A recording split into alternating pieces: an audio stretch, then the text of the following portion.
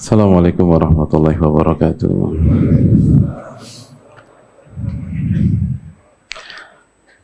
Innal hamdalillah nahmaduhu wa nasta'inuhu wa nastaghfiruh wa na'udzu billahi min syururi anfusina wa min sayyiati a'malina. Man yahdihillahu fala mudilla lahu wa man yudlil fala hadiyalah. Asyhadu an la ilaha illallah wahdahu la syarika lah. Wa asyhadu anna Muhammadan abduhu wa rasuluh. Ya ayyuhalladzina amanu taqullaha haqqa tuqatih wa la tamutunna illa wa antum muslimun.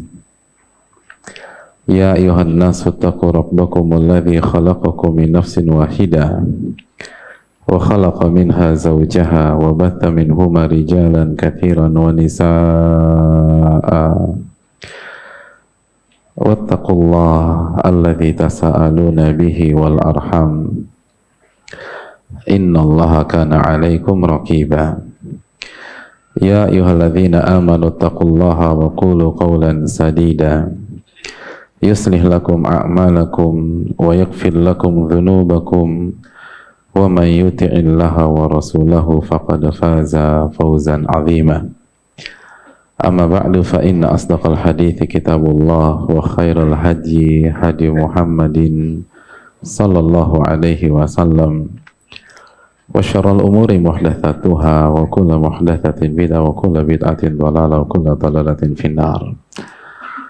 Hadirin yang Allah muliakan, tidak ada kata yang pantas untuk kita ucapkan pada kesempatan kali ini kecuali bersyukur kepada Allah Subhanahu wa taala atas segala nikmat dan karunia yang Allah berikan kepada kita. Sebagaimana salawat dan salam semoga senantiasa tercurahkan kepada junjungan kita Nabi kita Muhammadin sallallahu alaihi wasallam beserta para keluarga, para sahabat dan orang-orang yang istiqomah berjalan di bawah naungan sunnah beliau sampai hari kiamat kelak. Hadirin yang Allah muliakan, alhamdulillah kita berkumpul kembali di malam yang mulia ini, atau malam di hari-hari yang mulia di salah satu bulan haram atau bulan Al-Muharram. Semoga seluruh amal ibadah kita diterima oleh Allah Subhanahu wa taala dan Allah menggugurkan dosa-dosa kita, amin ya rabbal alamin. Dan hadirin yang Allah muliakan, pada kesempatan malam hari ini ada hadiah untuk antum, ada coklat.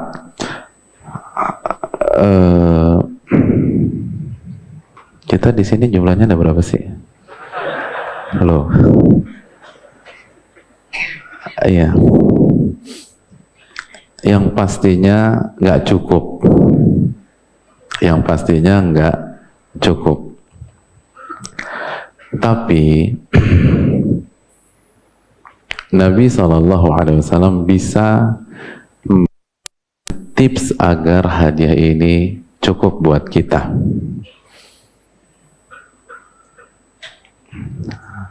Jadi Nabi punya tips sehingga hadiah ini cukup buat kita, insya Allah ya.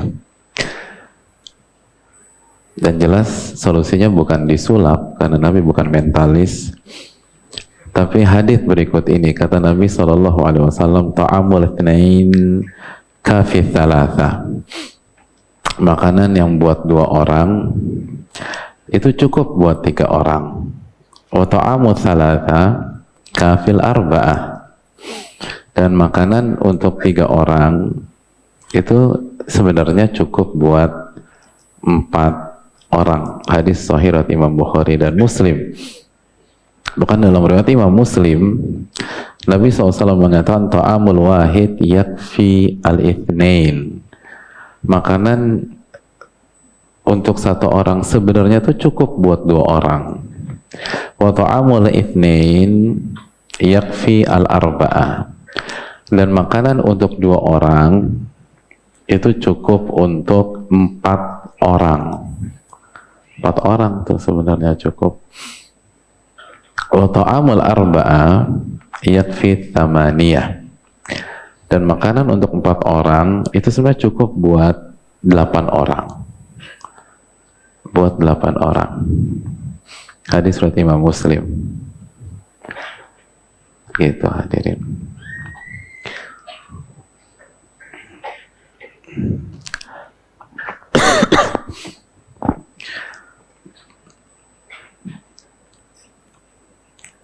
Tapi jangan salah paham jamaah, antum jangan gunakan hadis ini untuk nimbrung dengan teman-teman antum yang mau makan ke restoran terdekat, sedangkan antum nggak punya uang.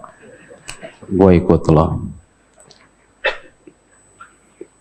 makanan lo cukup buat gue juga. Nabi SAW bersabda, susah. Maksud hadis ini adalah bahwa kebersamaan itu berkah. Kebersamaan itu berkah.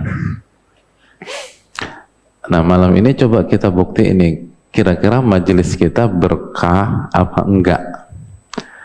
Berkah atau tidak? Dengan cara kita bagi-bagikan hadiah ini. Kalau majelis kita berkah, semua ngerasain, semua dapat. Tapi kan nggak harus dapat satu utuh gitu loh.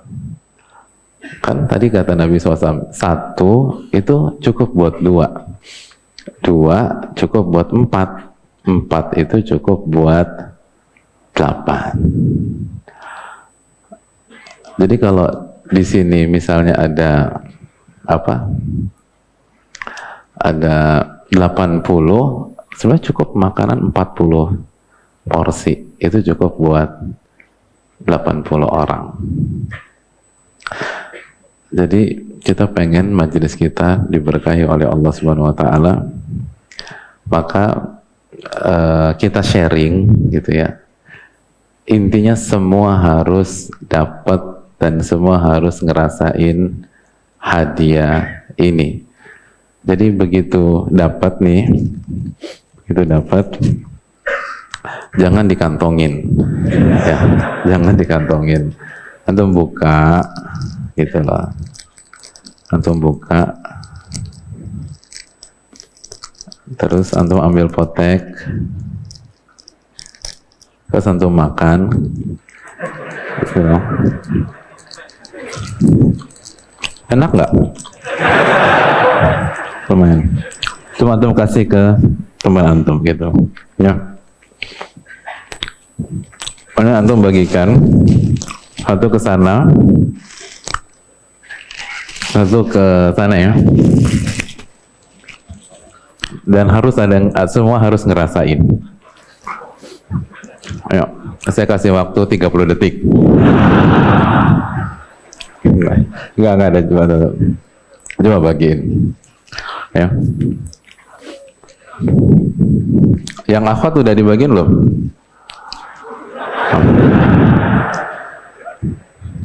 Ya, sabar akhwat. Kita lagi mau melatih para ikhwan bersyukur, para akhwat bersabar. Enggak. Akhwat dapat kok, akhwat dapat. Panitia udah kasih akhwat belum?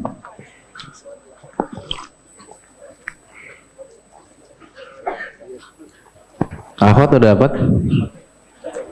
Belum juga? Dioper. Jangan berantem ya. Kita ini pengen kebersamaan, bukan berantem di sini.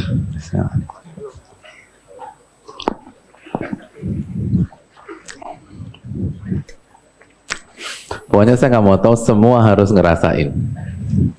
Nanti saya mau cek.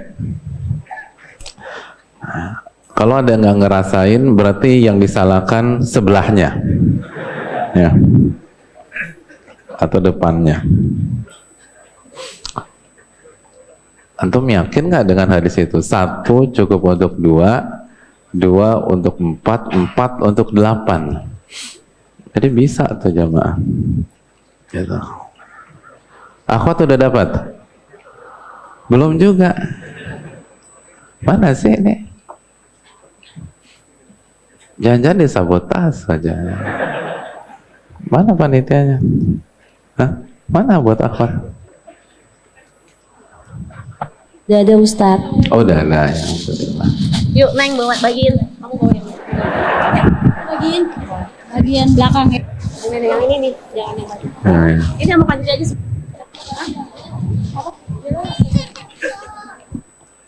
Udah dapat semua? Yang belakang udah dapat? Belum? Cukup harusnya. Belum juga?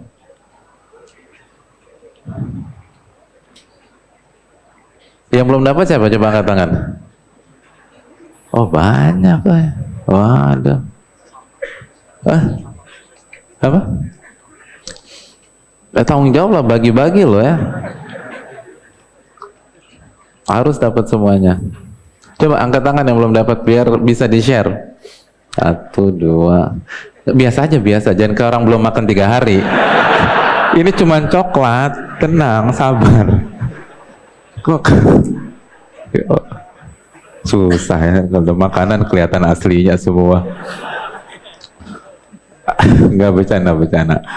Dong di-share ke sana. Yang situ masih banyak yang belum dapat. Oh banyak yang belum dapat. Ayo jamaah, gagal nih kita kalau sampai mereka belum dapat. Saya udah nggak punya stok lagi loh. Harus ada yang share ke sana, ada nggak? Nggak ada. Bisa kok. Total berapa sih nih kalau ikhwan, berapa totalnya? Harusnya bisa. Untuk 80 orang cukup makanan 40 kok. Bisa. Itu di potak-potak dapat.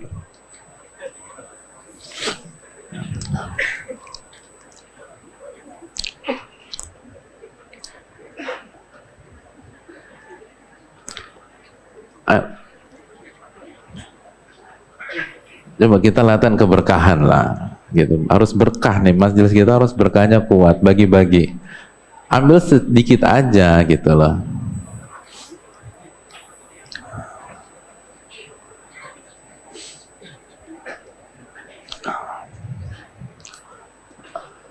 Masih banyak yang belum dapat? Udah? Dapat semua? Belum?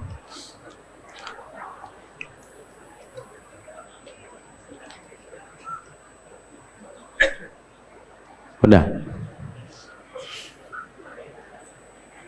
Ibu-ibu kan nggak ada yang diet kan?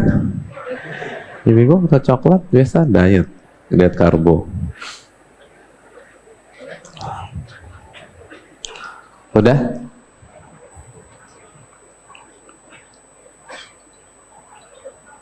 Oh baru, ibu-ibu baru dibagiin ya? Kedengeran pertarungannya sampai di sini.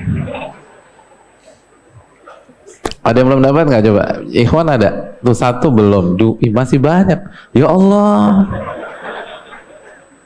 Udah habis. Ada yang punya jatah lagi, mereka belum dapat? Semua harus ngerasain. Kalau nggak kita gagal nih teman-teman, kita PR nih kita.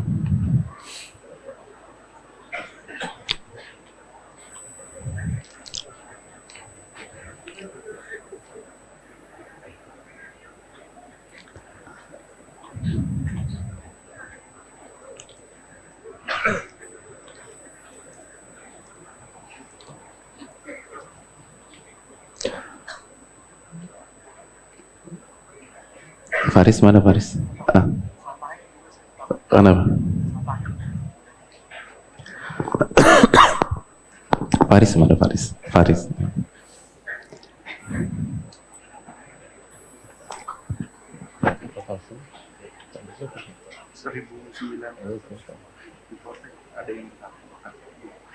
Ada.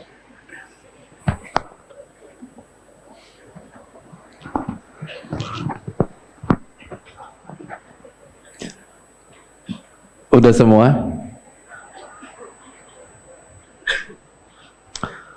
Ini masih banyak loh. Kanan masih banyak kan? Masih, satu. Oh, masih banyak.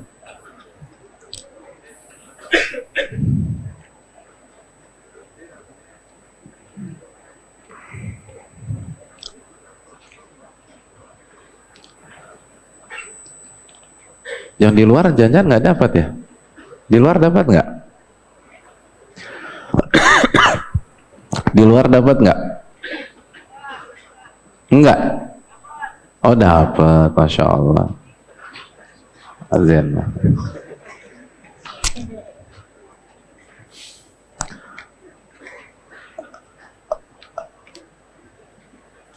Di akhwat aman? Ya aman ya, masya Allah. Wanita itu yang penting dikasih coklat jamaah. Aman, masya Allah. Iya. Masih, coba yang nggak dapat angkat tangan. Ini masih banyak juga.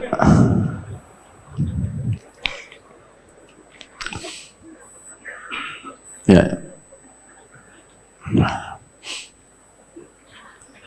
Ya oke, tenang sebentar. Yang pertama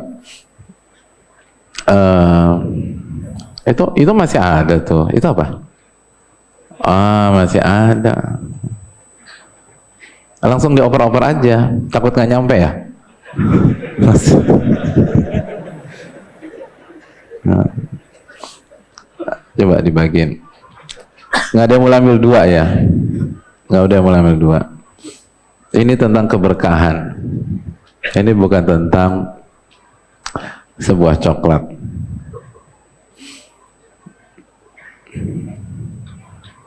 Yang ngambil dua berhadapan di hari kiamat nanti. Lo benar, nggak amanat ya.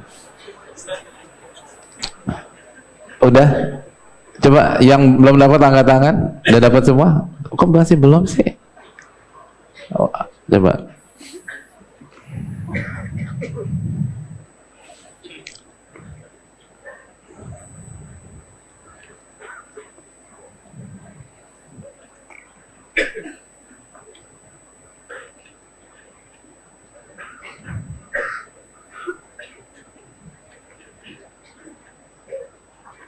Udah?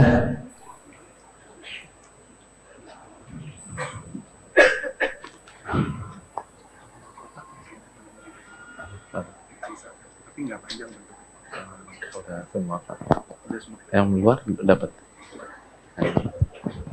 Yang dalam udah dapat semua? Udah ya? Masya Allah, Masya Allah.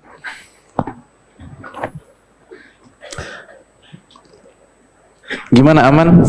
Sayap kanan? Yang belum dapat angkat tangan. Masih belum juga tuh.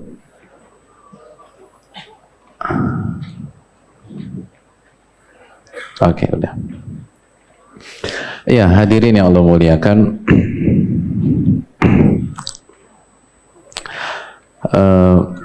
Yang pertama semoga berkenan dengan hadiahnya.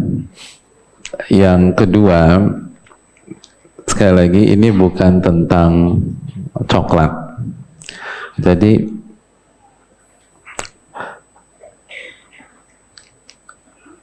ini tentang bagaimana kita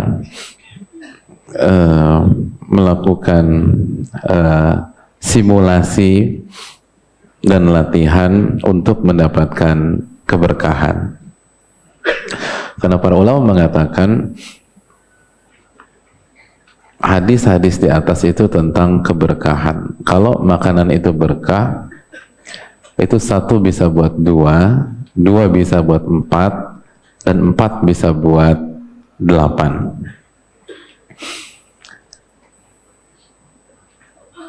Dan harus cukup. Yang dibagikan ke antum itu ada 1.900-an coklat. 1.900-an coklat.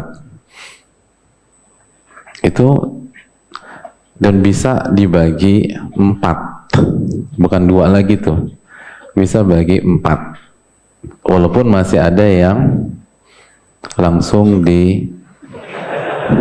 ditabung di rongga mulutnya masing-masing. Tapi nggak apa-apa, ini percobaan pertama. Jadi sharing hadirin. Ini kita harus, kalau kita yakin dengan sabda Nabi SAW, dan kalau kita nggak bisa sharing sebuah coklat, gimana kita bisa sharing hal yang lebih besar lainnya? Gimana kita bisa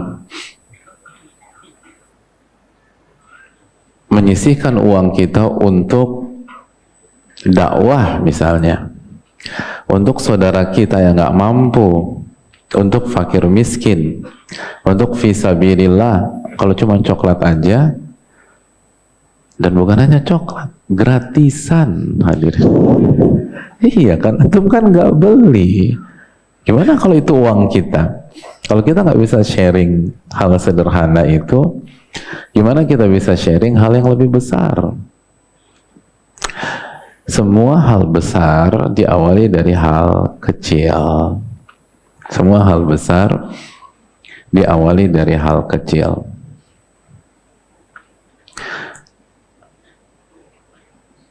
Ini bukan tentang coklat, ini tentang value. Kita kesini bukan untuk materi hadirin. Kita kesini untuk nilai, untuk keberkahan, untuk pahala. Kan itu semua bermain tuh tentang kebersamaan, tentang cari keberkahan, tentang mencari pahala dari Allah Subhanahu wa Ta'ala. Lalu juga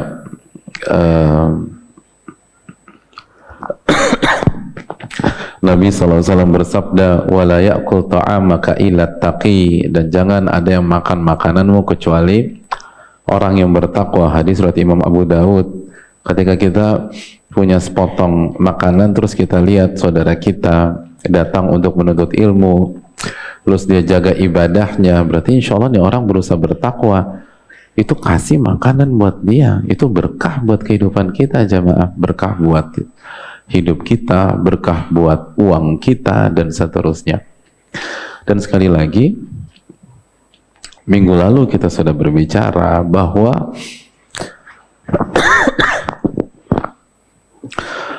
produk dari sebuah dakwah itu manusia, bukan barang. Dakwah itu bidang yang tertinggi, terbaik. Waman ahsanu qawlan mimman da'a ilallah. Dan ucapan apa yang lebih baik daripada berdakwah di jalan Allah Subhanahu wa Ta'ala. Nggak ada ucapan yang lebih baik daripada berdakwah. Waman ahsanu qawlan mimman da'a ilallah. Dan ucapan mana yang lebih baik daripada orang yang berdakwah di jalan Allah. Surat Fussilat 33 ini menjelaskan bahwa dakwah adalah bidang terbaik. Wa amila salihah, dan beramal saleh. Wa qala innani minal muslimin, dan menyatakan, mendeklar bahwa aku termasuk orang-orang muslim. Karena ini bidang terbaik, maka produknya yang terbaik, dan produknya adalah manusia, bukan barang, bukan sebatas catatan, bukan sebatas teori, tapi bagaimana manusia itu bersikap, menjalani hidup, berpikir, berjalan, melangkah di luar majelis ilmu. Dan tadi kan hal kecil, itu kan praktek tadi. Bisa nggak kita jadi manusia yang berbagi, jadi manusia yang mencari keberkahan, mulai dari hal-hal kecil.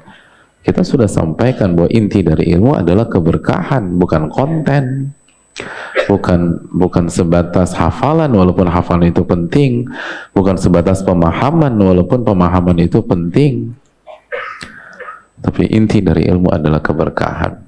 Oleh karena itu hadirin yang Allah muliakan,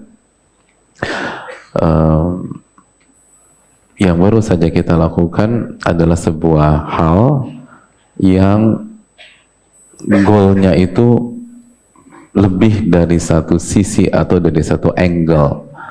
Ya hadiah, ya kebersamaan, ya keberkahan, ya mencari pahala dari Allah, ya praktek ilmu yang kita sudah pelajari, dan seterusnya.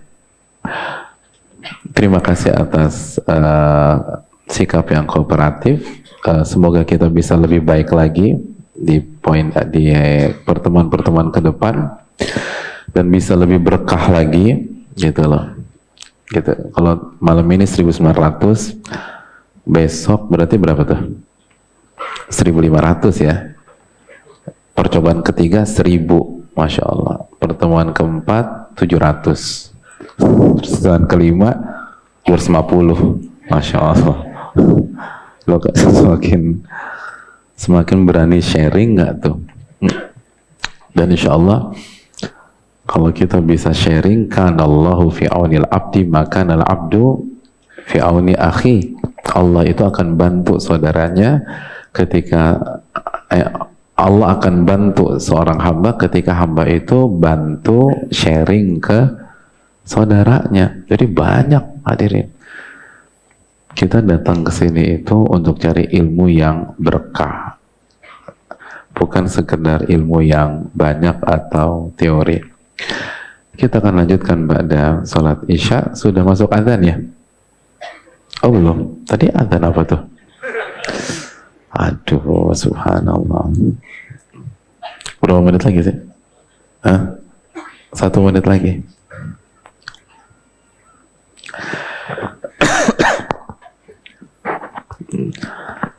Antum pasang azan di handphone antum lebih cepat 5 menit hadirin.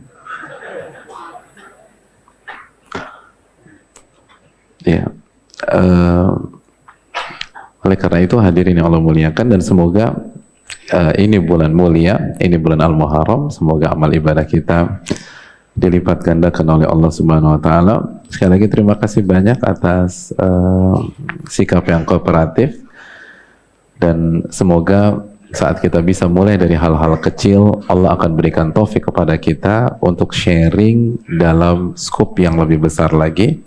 Amin ya rabbal alamin. Wassallallahu ala nabiyina Muhammad wa ala alihi washabihi ajma'in. Assalamualaikum warahmatullahi wabarakatuh. Alhamdulillah wassalatu wassalamu ala rasulillah wa ba'd. Hadirin yang Allah muliakan, sebagaimana yang tadi telah kita sampaikan bahwa kita berada di bulan mulia, bulan Al-Muharram, di mana amal ibadah dilipat gandakan oleh Allah Subhanahu wa taala. Sebagaimana dosa pun dilipat gandakan oleh Allah Subhanahu wa taala, sebagaimana riwayat Abdullah bin Abbas terhadap surat At-Taubah ayat 36. Dan disinilah momentum untuk beramal soleh bagi kita, dan momentum untuk mengatakan tidak pada dosa dan maksiat. Dan bukan hanya itu saja, jika kita bisa memaksimalkan bulan ini dengan sebaik-baiknya, maka ada bonus-bonus tambahan yang dipersiapkan untuk kita. Jadi antaranya beribadah dan beramal soleh di saat manusia lalai, hadirin. Kita tahu bagaimana Nabi SAW bersabda dalam hadis riwayat Imam Muslim, al-ibadatu fil haraji kal hijrati ilayya. Beribadah di saat al-haraj, di antara maknanya ketika manusia lalai, maka pahalanya seperti berhijrah kepada diriku. Itulah penuturan Nabi kita Sallallahu Alaihi Wasallam, berhijrah ke Rasul Sallallahu Alaihi Wasallam. Dan kita tahu bahwa para sahabat ketika berhijrah ke Rasul Sallallahu Alaihi Wasallam, maka beliau atau mereka mengorbankan semuanya. Mereka korbankan tanah, air mereka, mereka korbankan harta mereka, mereka korbankan hewan ternak mereka, mereka korbankan properti mereka, mereka korbankan dan mereka tinggalkan keluarga mereka, pergi ke Madinah mengikuti Nabi kita Sallallahu Alaihi Wasallam.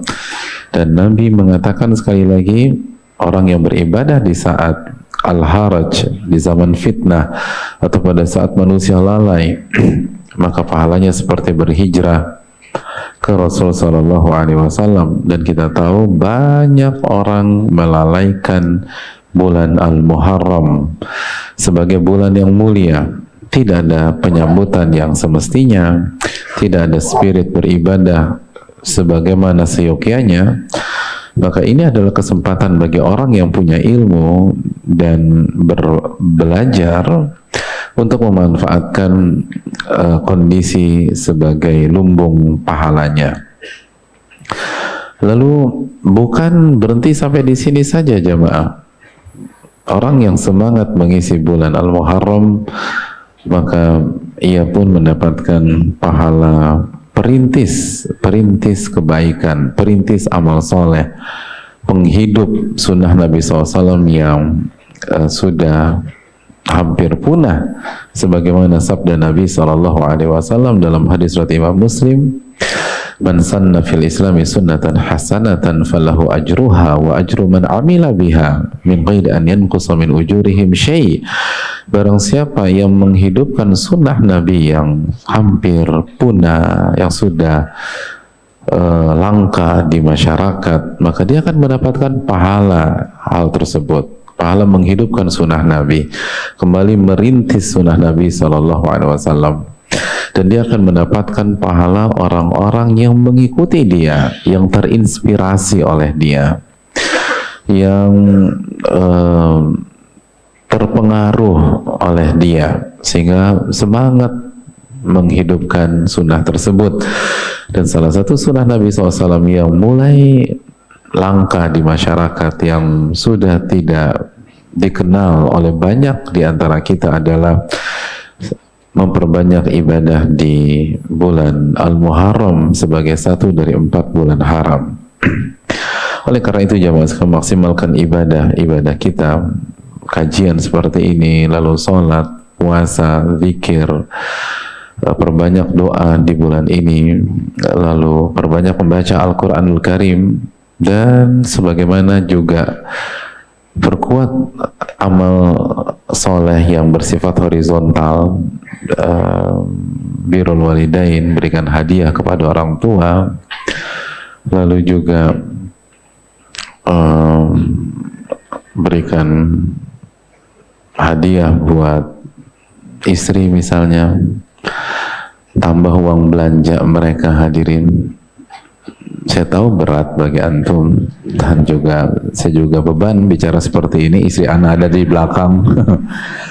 Tapi kebenaran tetap kebenaran hadirin sekalian, dan kita tahu memberikan uang belanja dan kebutuhan istri kita mendapatkan pahala besar di sisi Allah Subhanahu wa Ta'ala. Karena sedekah yang paling besar pahalanya, sebagaimana hadis Muslim, kata Nabi, wa a'dhamuha ajran, dan sedekah yang paling besar pahalanya yang kita berikan kepada siapa? Ibu-ibu bisa bantu jawab, kepada siapa? Oh, Masya Allah, hadis terfavorit ibu-ibu sekalian, atau di antara yang terfavorit.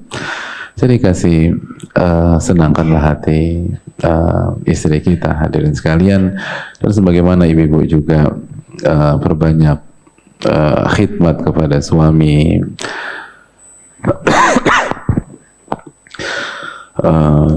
layani suami dengan baik gitu loh, maksimalkan kebersamaan kita dengan beliau, buat ridho suami kita jamaah sekalian, servis suami kita, buatkan makanan kesukaannya, buatin kopi, jangan andelin bibi. Kalau bulan-bulan yang biasa kita jago berteriak-teriak, bi buatin kopi buat bapak, tapi bulan ini kita turun langsung ke dapur untuk membuatkan secangkir kopi spesial buat suami kita. Terus yang nggak pernah pijitin suami di bulan ini hadirin, biar suami kita ridho, dan itu pahalanya dilipat gandakan oleh Allah Subhanahu wa Ta'ala. Dan ibu-ibu jangan mundur walaupun mungkin di awal-awal suami kita curiga sama kita. Tumben nih mijitin. Pasti ada maunya. Saya nikah 27 tahun nggak pernah dipijitin Pak Ustadz. Nah, begitu dicurigai sama suaminya, ini momentum untuk ibu-ibu masukin ilmu ke suami. Gitu, bahwa kita nggak punya kepentingan. Kemarin baru ngaji, gitu loh. Ternyata bahwa bulan ini pahala dilipat gandakan dan kita ingin mendapatkan pahala dengan cara mencari ridho suami dan menservis suami, gitu. Bicara begitu ke suami ibu-ibu sekalian, gitu loh. Jadi bilangnya, jadi yang kemarin tuh aku ikut kajian, kata ustadznya aku tuh harus lebih baik lagi menservis kamu khususnya di bulan ini. Ini sunnah Nabi Shallallahu Alaihi Wasallam. Cuman sebulan kok yang, cuman sebulan. Oh. Itu endingnya buruk hadirin. Harusnya jangan bilang begitu. Jadi kan senang suami, ya Allah. Ternyata kajian kamu tuh ngajarin begitu. Iya. Oh, disupport kita untuk ngaji, suruh ngaji terus hadirin, Masya Allah. Gitu. Kalau begini aku dukung kamu datang ke kajian, kata suami kita. Jadi hadirin yang Allah muliakan, perbanyak amal ibadah. Apa saja yang penting ada dalilnya dan valid dari Al-Quranul Karim dan hadis Nabi SAW dengan pemahaman yang benar tentu saja. Tapi kalau kita dikejar lagi, terus amal ibadah apa yang paling afdol atau yang lebih tepat, yang spesialis di bulan ini? Tentu saja jawabannya adalah berpuasa hadirin sekalian. Sebagaimana hadis Muslim, Nabi SAW mengatakan bahwa sebaik-baik sholat setelah sholat wajib adalah qiyamul lail, dan sebaik-baik puasa setelah Ramadan adalah berpuasa di Syahrillahil Muharram, di bulan Allah yang bernama Al-Muharram. Jadi perbanyak puasa di bulan ini hadirin sekalian, karena ini bulan terbaik untuk berpuasa sunnah setelah bulan suci Ramadan. Tapi perlu kita ingat nasihat dari Al-Imam Asy-Syafi'i rahimahullah, jangan disamakan dengan Ramadan dengan cara difullkan. Jadi dibolongkanlah gitu loh. Mungkin dibolongkan di awal, mungkin dibolongkan di tengah, mungkin dibolongkan di akhir gitu loh. Terserah kita gitu. Tapi jangan sampai bolongnya 28 hari hadirin. Berarti kan kita puasa cuma sehari doang di bulan ini. Padahal Nabi mengatakan sebaik-baik puasa setelah Ramadan adalah berpuasa di bulan Allah yang bernama Al-Muharram.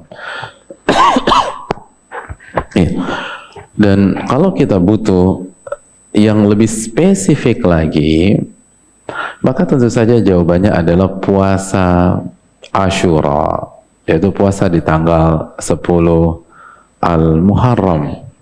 10 Al-Muharram. Puasa yang sangat prestisius hadirin sekalian. Tidak heran karena Nabi SAW bersabda dalam hadis Muslim, "Ahtasibu 'ala Allahi an yukaffira as-sanata allati qablah." Aku berharap bahwa Allah menghapuskan dosa kita pada setahun ini dengan kita berpuasa di tanggal 10 Al-Muharram atau yang dinamakan puasa Ashura. Jadi pastikan kita berpuasa di tanggal 10 Al-Muharram. Dan hadirin yang Allah muliakan, Abdullah bin Abbas pernah memberikan informasi kepada kita. Beliau mengatakan, "Ma ra'aitun Nabiyya sallallahu alaihi wasallam yataharra siyama yaumin faddalahu ala ghairihi illa hadzal yaum, yaum Ashura." Aku tidak pernah melihat Nabi kita atau Nabi SAW lebih menjaga, bersungguh-sungguh berpuasa dalam sebuah hari yang beliau utamakan dibanding hari-hari yang lain, dibanding hari ini, kata Ibnu Abbas, yaitu hari Asyura. Jadi Nabi sangat menjaga puasa Asyura. Jangan sampai kelewatan, jangan sampai kebablasan, jangan sampai baru ngecek puasa Asyura tanggal 17. Kapan nih gue rencana puasa Asyura? Loh itu udah 7 hari yang lalu mas, gitu loh. Akhirnya lewat. Jadi pastikan kita berpuasa dan ingat berpuasa tanggal 10 Al-Muharram, bukan 10 September jamaah. Alhamdulillah gue udah puasa tanggal 10 apa? 10 September. Gak ada dalilnya hadirin sekalian. Puasa tuh puasa tanggal 10 Al-Muharram. Ini yang perlu kita camkan bersama-sama. Dan hadirin yang Allah muliakan, para sahabat pun semangat berpuasa tanggal 10 Al-Muharram. Para sahabat Nabi itu sangat semangat, sebagaimana dibawakan oleh Al-Aswad bin Yazid. Kata beliau, ma ra'aitu ahadan kana amira bi shaumi Asyura min Ali bin Abi Thalib wa Abi Musa al-Asy'ari. Aku tidak pernah melihat seorang pun yang lebih semangat mengajak orang berpuasa di hari Asyura atau di tanggal 10 Al-Muharram seperti semangatnya Ali bin Abi Thalib dan Abu Musa al-Asy'ari. Ali bin Abi Thalib dan Abu Musa al-Asy'ari. Dan hadirin yang Allah muliakan, sampai-sampai Abdullah bin Abbas radhiyallahu ta'ala anhuma itu berpuasa Asyura walaupun sedang safar. Walaupun sedang safar. Walaupun sedang safar. Beliau berpuasa tanggal 10 Al-Muharram. Jadi bagi kita yang punya schedule traveling, punya schedule keluar kota, atau mungkin safar keluar negeri, penurusan kerjaan dan lain sebagainya, ini tidak ini tidak menjadi halangan bagi kita untuk berpuasa pada tanggal 10 Al-Muharram, kecuali kalau memang memberatkan, kecuali mungkin lagi sakit atau bisa membuat aktivitas safar kita bermasalah, itu perkara lain. Makanya para ulama mengatakan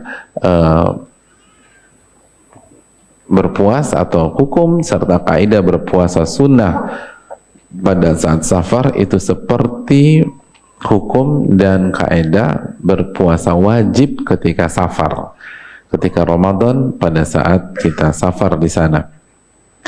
Jadi hadirin sekalian yang dirahmati oleh Allah Subhanahu wa taala, tidak ada masalah.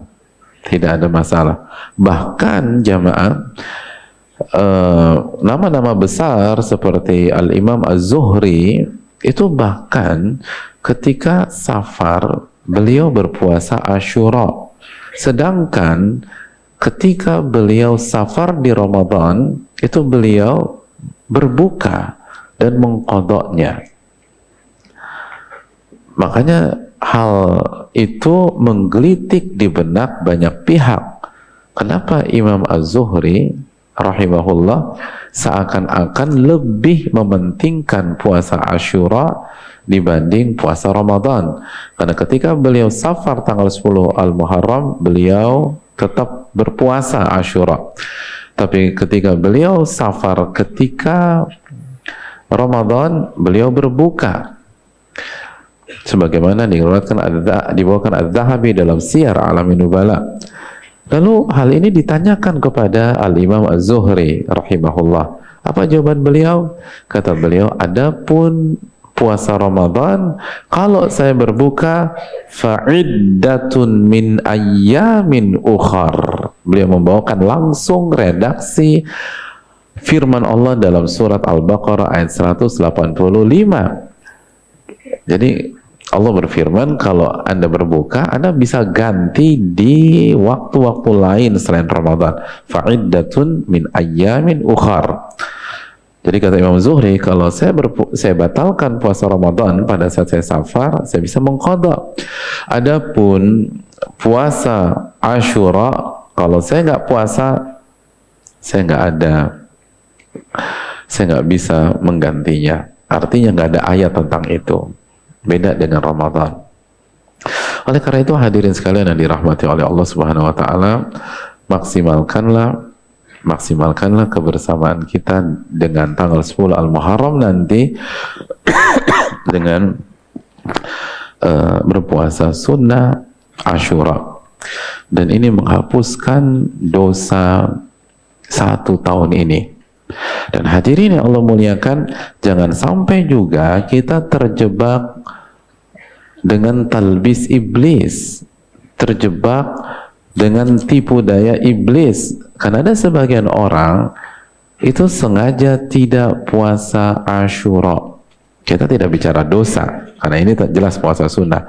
Tapi orang ini nggak puasa tanggal 10 Al-Muharram. Dan ketika ditanya, Mas, kenapa Anda nggak puasa di tanggal 10 Al-Muharram? Tenang aja, kemarin aku udah ngaji bahwa puasa ini menghapuskan dosa 1 tahun ini.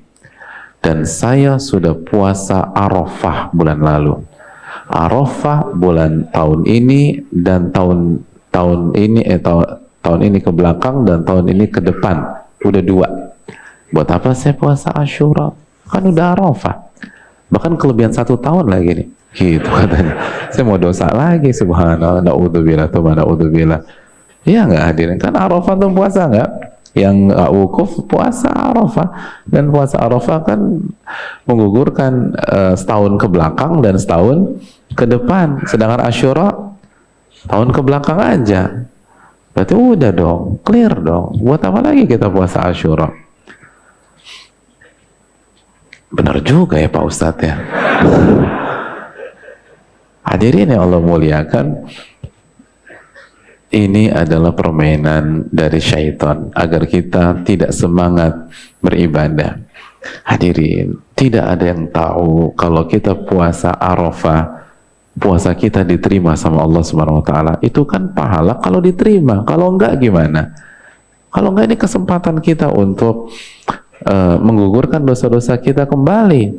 Dan yang kedua, kalau diterima, emangnya sempurna? Siapa di antara kita bisa puasa sempurna hari ini dengan segala hiruk pikuk kota ini? Misalnya kita tahu puasa yang sempurna adalah mempuasakan mata, mempuasakan telinga, mempuasakan lisan. Siapa yang bisa demikian secara 100%? Sebuah hal yang sangat sulit. Belum lagi makom tertinggi, kata Al-Imam Ibnu Qudamah, bermain dengan puasa hati terhadap virus-virus hati. Siapa di antara kita bisa bermain seperti itu secara 100%?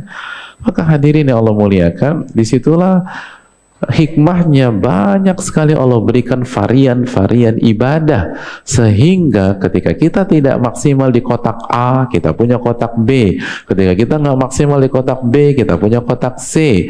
Ketika kita nggak maksimal di kotak C, kita punya kotak D. Sehingga semoga dengan berusaha bertakwa kepada Allah semaksimal mungkin, kita bisa mendapatkan hal tersebut. Sekali lagi, jangan tertipu dengan talbis iblis, karena banyak. Bahkan Al-Imam Ibnu Jauzi membawakan bahwa ada orang ketika tahu bahwa keutamaan puasa Asyura menghapuskan dosa selama 1 tahun, akhirnya pada tanggal 10 Al-Muharram, kata Ibnu Jauzi, orang ini berpuasa, tapi begitu adzan zuhur dia berbuka dengan sengaja. Bayangkan, puasanya nggak sampai maghrib, cuman sampai zuhur. Ketika ditanyakan, kenapa Anda berpuasa sampai zuhur? Kalau saya cukup 6 bulan aja. 6 bulan aja. Ya Allah, subhanallah, luar biasa. Kan 1 tahun sampai maghrib. Kalau sampai zuhur 6 bulan, berarti 50%. Subhanallah, Allahu Akbar. Jadi kejadian ini diriwayatkan para ulama, diriwayatkan Al-Imam Ibnu Jauzi. Oleh karena itu hadirin yang Allah muliakan, jangan terjebak dengan hal tersebut. Kalau dunia orang bisa semangat, kenapa di akhirat kita nggak semangat? Ini hal yang perlu kita camkan bersama-sama, hadirin yang Allah muliakan. Berikutnya hadirin yang Allah muliakan, dan semakin disukai, semakin ditekankan kalau kita bisa menduetkan puasa tanggal 10 Al-Muharram dengan puasa di tanggal 9 Al-Muharram, atau sehari sebelum sebelumnya, H-1, puasa Tasu'a, kalau pakai istilah kita, puasa Tasu'a. Hadirin yang Allah muliakan, Kenapa demikian? Karena Nabi SAW mengatakan, "Idza kana al-amul muqbil insyaallah sumna yaumat tasi'." Dalam hadis yang dikeluarkan Imam Muslim, Nabi mengatakan, kalau aku masih hidup di tahun yang akan datang, maka insya Allah aku akan berpuasa di tanggal 9. Aku berpuasa di tanggal 9, tapi falam ya'til amul muqbil hatta tufiya Rasulullah sallallahu alaihi wasallam. Tapi ternyata sebelum datang bulan Al-Muharram di tahun depan, Nabi sallallahu alaihi wasallam sudah meninggal dunia. Dan di dalam riwayat yang lain Nabi katakan la asumanna tasi', itu pakai beberapa adawatu taukid atau takkid, jadi benar-benar saya akan puasa tahun depan. Hadirin yang Allah muliakan, dan sekali lagi tujuannya adalah untuk menyelisih Yahudi dan Nasrani. Nabi ingin berpuasa tanggal 9 tapi tidak berhasil. Oleh karena itu hadirin yang Allah muliakan, berpuasa tanggal 9 Al-Muharram, ini memang belum pernah belum dilakukan Nabi SAW, tapi ini impian Nabi SAW.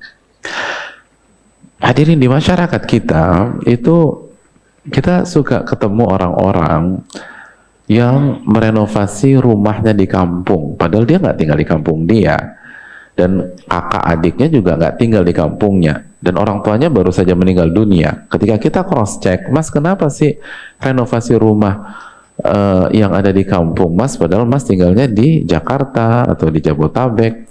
Maka orang-orang seperti itu akan menjawab, betul sih saya nggak tinggal di kampung, tapi ibu saya semasa hidup beliau punya impian dan cita-cita merenovasi rumah di kampung. Qadarullah tidak kesampaian. Maka saya tergerak sebagai seorang anak untuk mewujudkan cita-cita ibu saya. Itu hadirin. Pernah ketemu orang-orang kayak begini nggak? Kan gitu kan? Ibunya punya cita-cita merenovasi rumah, dan itu kan cita-cita luhur banyak ibu-ibu di mana-mana kan, merenovasi rumah. Atau mungkin ada orang punya pondok, ketika ditanya kenapa Anda punya pondok, ini cita-cita bapak tapi nggak kesampaian, beliau sudah keburu meninggal dunia, maka saya tergerak untuk mewujudkan cita-cita tersebut. Hadirin yang Allah muliakan, kalau itu antara anak dan orang tua, lalu bagaimana kita dengan sang Nabi Sallallahu Alaihi Wasallam? Ini cita-cita Nabi kita Sallallahu Alaihi Wasallam. Tidakkah Anda tergerak? Tidakkah kita tergerak untuk mewujudkan cita-cita Nabi kita Sallallahu Alaihi Wasallam, yang ketika berbicara tentang masalah ini belum menggunakan berbagai penekanan, la asumanna tasi', aku benar-benar akan berpuasa di tanggal 9 Al-Muharram. Oh, ini udah sangat personal hadirin. Ini tentang seorang umat dengan nabinya Sallallahu Alaihi Wasallam. Itu hal yang perlu kita camkan. Jadi upayakan berpuasa tanggal 10 dan 9.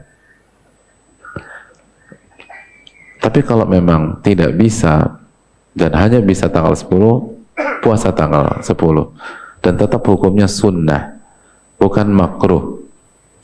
Dan perlu kita ketahui, memang ada sebagian ulama mengatakan barang siapa yang puasa tanggal 10 saja maka hukumnya makruh, dan itu madhab Hanafiyah.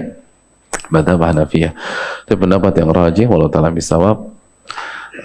Mayoritas para ulama mengatakan tetap sunnah, tapi kalau kita bisa sandingkan dengan tanggal 9 maka itu lebih afdal dan lebih besar pahalanya. Wallahu ta'ala a'lam bisawab. Dan hadirin yang Allah muliakan, sebagian ulama seperti Al-Imam Ibnul Qayyim, Al-Imam Ibnu Hajar dalam Fathul Bari itu memberikan kita opsi ketiga, yaitu berpuasa tanggal 9, 10, dan 11 sebagaimana riwayat dalam masalah ini yang dikeluarkan Imam Ahmad misalnya, yaitu berpuasa sebelum dan sesudah H-1 dan H-1 dan H+1. Hadirin yang Allah muliakan, hadis ini tentang 3 hari itu diperselisihkan oleh para ulama. Sebagian ada yang memvalidkan seperti Al-Imam Ibnul Qayyim, Ibnu Hajar, tapi sebagian juga ada yang melemahkan seperti Syalbani dan para ulama-ulama hadis yang lain. Sehingga masalah ini diperselisihkan oleh para ulama. Ada yang mengatakan 3 hari seperti Ibnu Hajar, seperti Ibnu Qayyim, dan juga Imam Syafi'i dalam kitab tapi ada yang mengatakan 2 hari. Nah, hadirin yang Allah muliakan, wallahu ta'ala alam bisawab, dengan keterbatasan ilmu saya, kita tetap bisa berpuasa tanggal 11. Kita bisa tetap berpuasa tanggal 11 dengan keumuman memperbanyak puasa di bulan Al-Muharram. Dan ini diperbolehkan dengan ijma' para ulama atau jumhur para ulama, kalau tidak seluruh para ulama. Yang diperselisihkan adalah apakah dia masuk ke bagian Asyura apa tidak. Tetapi fadilah pahala puasa di bulan Al-Muharram maka itu didapatkan sebagaimana keterangan dari Syekh Saleh Al-Utsaimin hafizahullah ta'ala. Jadi sekali lagi, kalaupun hadis itu lemah, kita tetap bisa puasa karena keumuman memperbanyak puasa di bulan Al-Muharram. Kan memperbanyak bisa tanggal 1, bisa tanggal 2, bisa tanggal 3, bisa tanggal 7, bisa tanggal 8, bisa tanggal 11, bisa lanjut terus 11, 12, lalu Ayyamul Bid 13, 14, 15, lanjut lagi 16, 17. Perbanyak puasa pada bulan ini jemaah sekalian. Wallahu ta'ala alam bisawab. Jadi ini hal yang perlu kita camkan bersama-sama. Jamaah yang Allah muliakan, dan tentu saja ketika kita tahu puasa Asyura adalah puasa yang penuh dengan keutamaan, maka semakin kita bisa berpuasa Asyura bukan hanya dengan fisik kita, tapi juga dengan hati kita, sebagaimana keterangan Al-Imam Ibnu Qudamah ketika berbicara tentang puasa dalam Mukhtasar Minhajul Qasidin, bahwa makom tertinggi adalah makom hati dalam berpuasa. Maka ada baiknya sambil kita berpuasa nanti puasa Asyura, kita pun juga merenungkan tentang mulianya hari Asyura tersebut. Hadirin yang Allah muliakan, ada sebuah hadis yang dikeluarkan Bukhari dan Muslim dari jalur Abdullah bin Abbas atau dari jalan Abdullah bin Abbas. Ketika Nabi datang ke kota Madinah, Abdullah bin Abbas menceritakan tentang kejadian tersebut. Kata Abdullah bin Abbas, qadima Rasul sallallahu alaihi wasallam al-Madinah. Nabi datang ke kota Madinah. Fara'al Yahuda tasumu Asyura. Lalu Nabi melihat orang-orang Yahudi berpuasa pada hari Asyura. Jadi orang-orang Yahudi pun berpuasa pada hari Asyura. Faqala ma hadha. Lalu Nabi bertanya kepada mereka, ini hari apa? Ini hari apa di sisi kalian, gitu loh. Kok tumben? Oh, kalian puasa. Kenapa kalian berpuasa? Ini kalian puasa hari apa? Qalu hadha yaumun saleh. Kata orang-orang Yahudi, ini adalah hari yang saleh. Ini adalah hari yang saleh. Dalam riwayat yang lain, yaumun azim, hari yang mulia, hari yang agung. Jadi mereka mengatakan ini hari yang saleh, ini hari yang baik. Najjallahu fihi Musa wa bani Israel min aduwihim fasama. Di hari ini Allah menyelamatkan Nabi Musa dan pengikutnya Bani Israel dari musuh mereka Fir'aun. Maka Nabi Musa pun berpuasa pada hari ke-10 dari Al-Muharram. Faqala Nabi SAW, maka Nabi SAW bersabda, ana ahaqqu bi Musa minkum, saya lebih berhak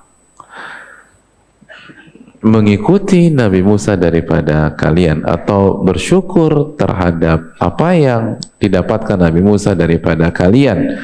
Fasaman Nabi SAW fa'amara bisiyami, maka Nabi berpuasa pada hari ke-10 Al-Muharram dan memerintahkan para sahabatnya untuk berpuasa. Hadirin yang Allah muliakan, lihat, Nabi tidak mengingkari data yang disampaikan orang-orang Yahudi. Nabi SAW, beliau mengatakan, saya lebih berhak daripada kalian. Saya lebih berhak daripada kalian. Jadi data kalian benar dan saya harus lebih berhak daripada kalian. Ini menunjukkan bahwa hari ini atau hari ke-10 dari Al-Muharram adalah hari yang soleh dan hari yang agung, hari di mana Allah menyelamatkan Nabi Musa dan Bani Israel dari kejaran Fir'aun. Dan hadirin yang Allah muliakan, oleh karena itu renungkanlah ketika kita puasa tanggal 10, renungkan bahwa di hari ini nih Allah memenangkan ahli tauhid terhadap ahli kesyirikan, karena Fir'aun telah melakukan syirik yang sangat luar biasa, bahkan syirik rububiyah, hadirin sekalian, dengan mengaku Tuhan. Ini adalah kemenangan kebenaran terhadap kebatilan, kemenangan ketawaduan terhadap kesombongan. Dan hendaknya kita renungkan kembali kejadian di hari tersebut, ketika kita tahu tekanan kepada Nabi Musa semakin besar, dan akhirnya Allah mewahyukan kepada beliau untuk keluar dari Mesir di malam hari. Itu kan yang Allah firmankan dalam surat Thaha ayat 77, ketika Allah berfirman, walaqad auhayna ila Musa an asri bi ibadi, dan sungguh telah kami wahyukan kepada Nabi Musa untuk keluar dari Mesir di malam hari bersama hamba-hambaku. Dalam surat Ad-Dukhan ayat 23, Allah pun juga menjelaskan, fa'asri bi'ibadi laylan, keluarlah bersama hamba-hambaku di malam hari. Di malam hari berarti di malam ke-10 dari Al-Muharram. Hadirin yang Allah muliakan, dan Nabi Musa sami'na wa ata'na.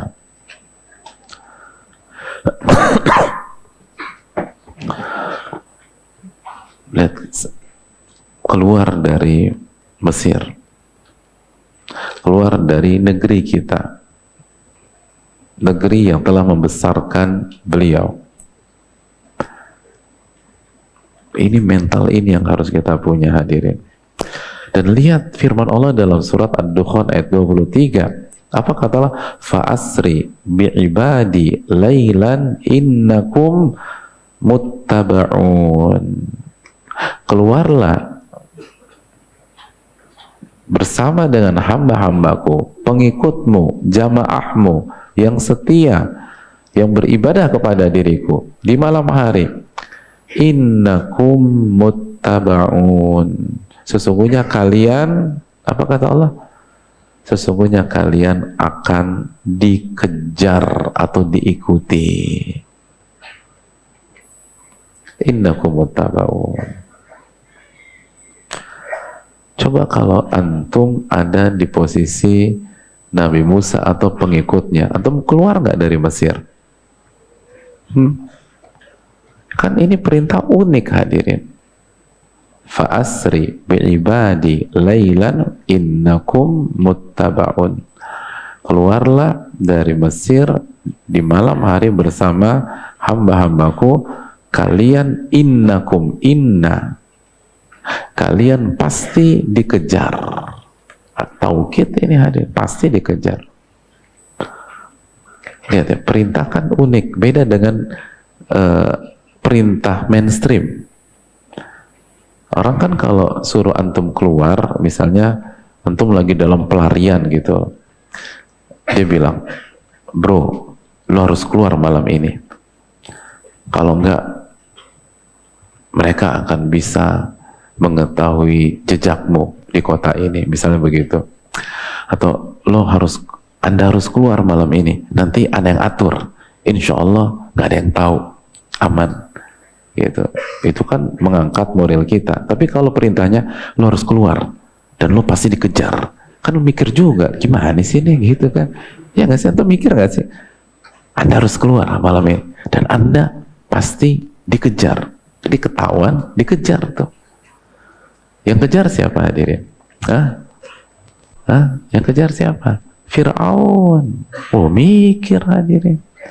Duh, gimana sih? Harusnya kan keluar aman ya. Harusnya kan diem-diem malam lagi. Ya kenapa keluar malam? Keluar siang aja kalau main kejar-kejaran. Kan logika manusia tuh bermain kalau dapat perintah kayak begini hadirin. Ya nggak sih hadirin sekalian? Kan dikejar nih. Kan biasanya kalau keluar malam biar apa? Biar nggak ketahuan, biar tidak terdetek, biar bisa tidak tertangkap radar. Tapi ini fa innakum muttabaun. Gitu hadirin. Antum keluar nggak ngomong-ngomong? Gitu. Makanya antum nggak ada pada saat itu karena memang kualitasnya beda hadirin sekalian. Dan Nabi Musa kan cerdas banget. Ini Bani Israel Nabi Musa hadirin sekalian. Sangat-sangat cerdas. Tapi ketika Allah perintahkan untuk keluar, sami'na wa ata'na gitu. Sama kayak kita nih. Disuruh, hitung-hitungan nggak masuk nih. Udah sami'na wa ata'na. Sami'na wa ata'na. Kalau memang jelas, kalau bahasa usul fikih dalalahnya itu qat'iyatu dalalah, udah jelas, udah kita harus ke sana. Yang dalil yang mengharamkan jelas, sudah tidak ada khilafnya. Kalau ada khilaf nggak kuat, udah jelas ini haram misalnya, atau ini perintah Allah, Anda harus ke sana. Udah hadirin, walaupun sekali lagi secara itu kan nggak bisa, ini berat, resikonya besar. Ini ayatnya fa innakum muttabaun, kalian pasti akan diikuti dan dikejar oleh Fir'aun. Gitu hadirin, seperti itu hadirin ya Allah muliakan. Dan benar gitu loh, benar, ini bukan bercanda hadirin, ini benar. Makanya kan apa kata Allah Subhanahu wa taala dalam surat Asy-Syu'ara ayat 60, fa'atba'uhum musyriqin, dan Fir'aun mengejar mereka ketika dan mendekati mereka di waktu pagi gitu. Dari malam pas waktu pagi udah tuh ketemu sama Fir'aun di waktu pagi. Fa'atba'uhum musyriqin, Fir'aun berhasil mengejar mereka di saat waktu pagi, dari malam diintar gitu. Kalau kita di rombongan Nabi Musa gimana hadirin? Ternyata beneran tuh, innakum muttabaunnya beneran. Saya pikir bohongan Pak Ustadz gitu, pikir cuma tes the water doang. Bener, Fir'aun di belakang. Oh itu begini hadirin, Fir'aun di belakang, Fir'aun di belakang. Dan benar kan, terjadi kegoncangan di tengah-tengah rombongan Nabi Musa pada hari itu, di tanggal 10 Al-Muharram. Dan Allah jelaskan di dalam surat Asy-Syu'ara ayat berikutnya, ayat ke-61. Falamma tara al-jam'an qala ashabu Musa inna lamudrakun. Dan ketika kedua belah pihak sudah saling melihat satu dengan yang lain, Nabi Musa atau Fir'aun dan bala tentaranya sudah melihat Nabi Musa dan rombongan di depan, dan Nabi Musa dan rombongan kalau menoleh ke belakang sudah melihat Fir'aun mengejar mereka.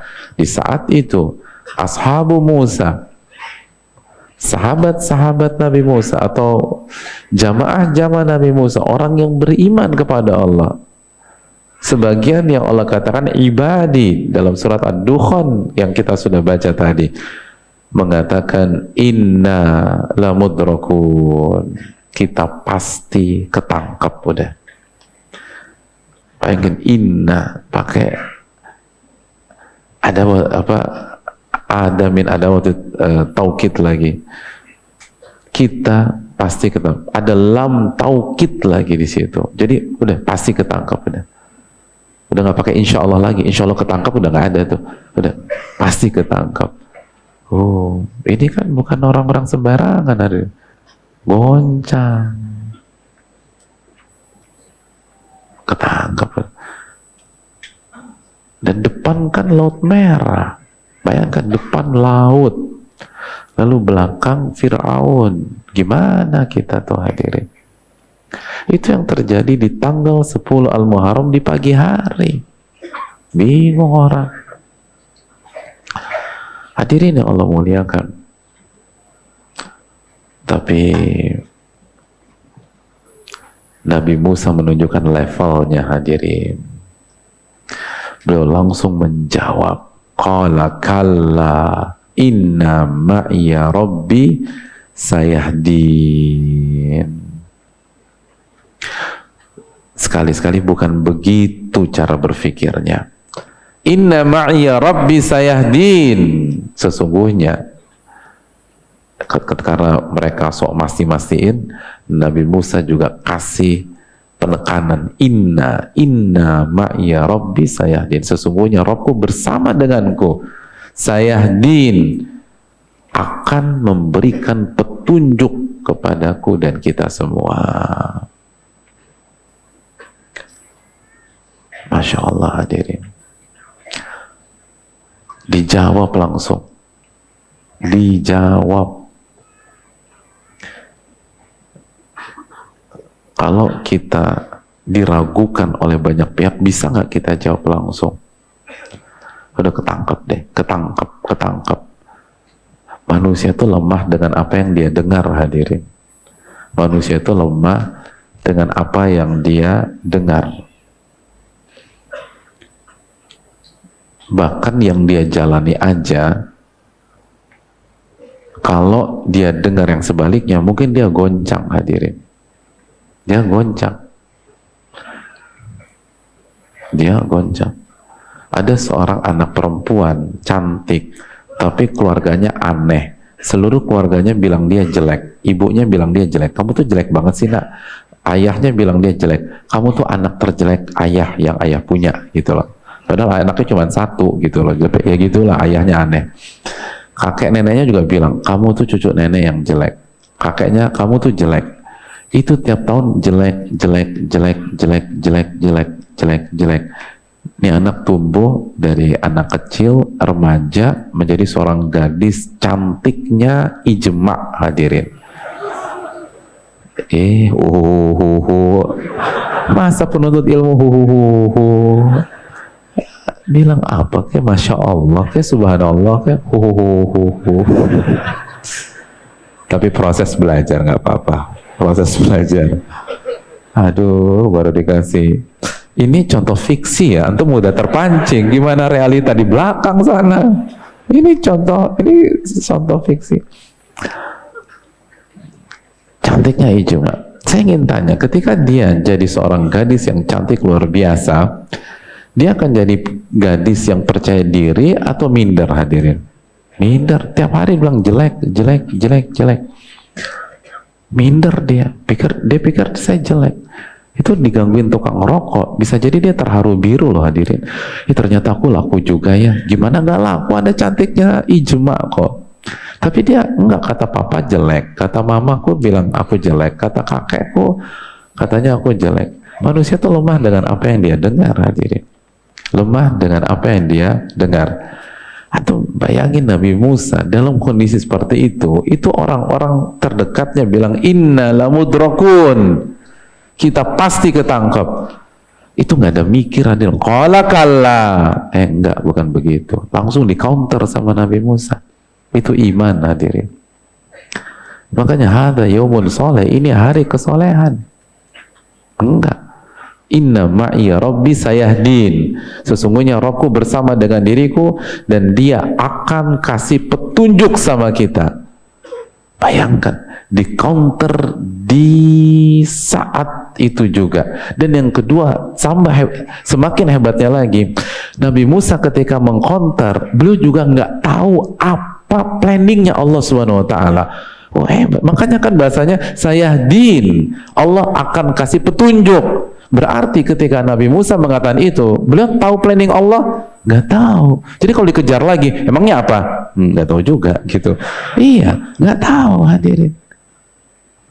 Beda kalau Nabi Musa bilang inna ma'iya rabbi qad hadani misalnya, tenang aja, Allah bersamaku, aku udah dapat bocorannya. Jadi patternnya tuh begini gitu loh. Itu kan nggak sayahdin, Allah akan kasih petunjuk. Berarti kan belum detik itu. Oh, luar biasa hadirin. Itu orang beriman, yakin kepada Allah, tapi dijawab dulu, jalan terus. Walaupun semua orang bilang nggak mungkin.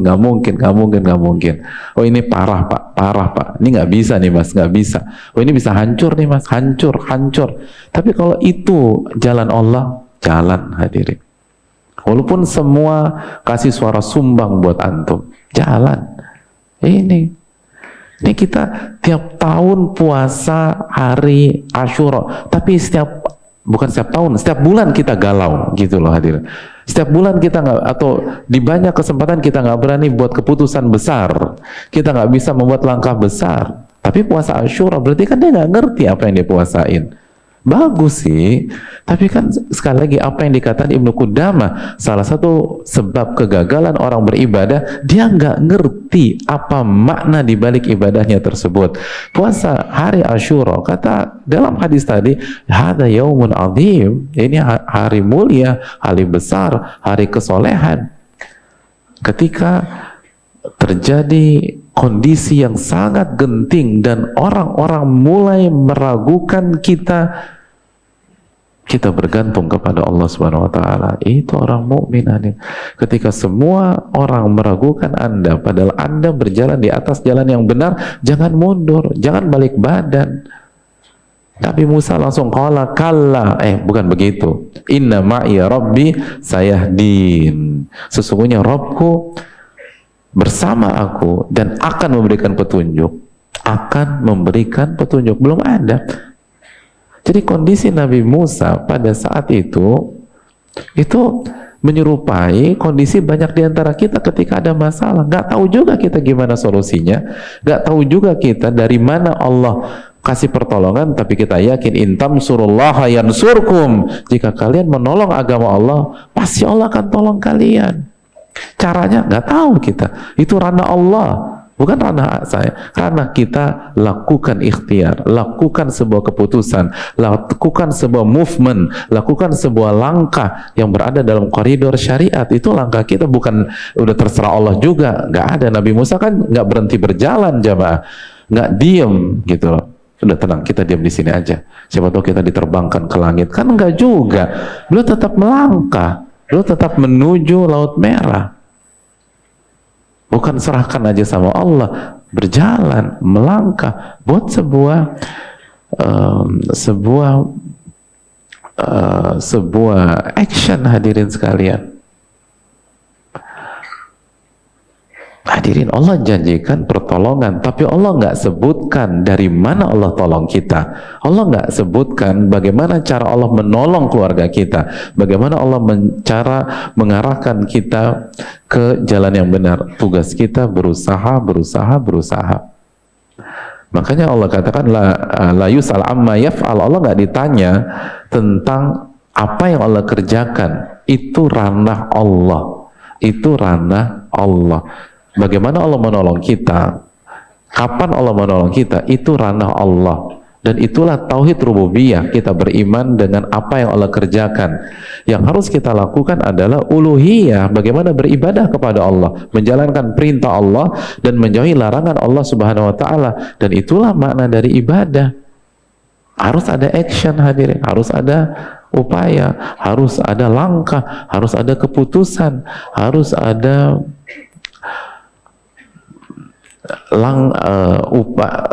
kerjaan atau amalan yang kita lakukan. Dan benar, fa'auhayna ila Musa anidrib bi'asakal bahra famfalaqa. Hadirin yang Allah muliakan, apa kata Allah Subhanahu wa ta'ala? Dan kami wahyukan kepada Nabi Musa, pakai huruf fa. Jadi benar-benar wahyu itu setelah Nabi Musa mengatakan sayahdin, Allah akan kasih petunjuk. Baru setelah itu, jadi menit setelah itu atau beberapa menit setelah itu, baru Allah turunkan wahyu. Fa'auhayna ila Musa anidrib bi'asakal bahra. Kami wahyukan kepada Nabi Musa untuk memukulkan tongkatnya ke permukaan laut. Hadirin yang Allah muliakan,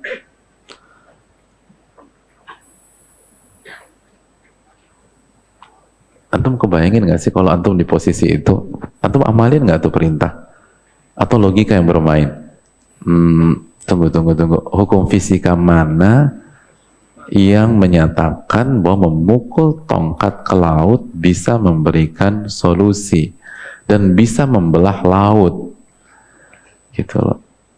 Coba siapa pakar fisika di sini? Ada yang bisa menguraikan ini dengan ilmu fisika? Subhanallah. Kita tuh pakai logika. Jadi kalau saya, emang Mas nggak tahu Mas harus pilih jalan ini perintah Allah? Tahu sih, tapi hitung-hitungan aku nggak masuk nih. Hitung-hitungan lagi. Ini perintah Allah. Fa'auhayna ila Musa anidrib bi'asakal bahra fanfalaqa. Kami perintahkan kepada Nabi Musa untuk memukulkan tongkatnya ke permukaan laut. Lalu laut itu terbelah.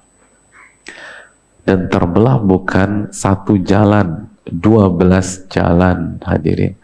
Karena Bani Israel terdiri dari 12 suku, 12 jalan.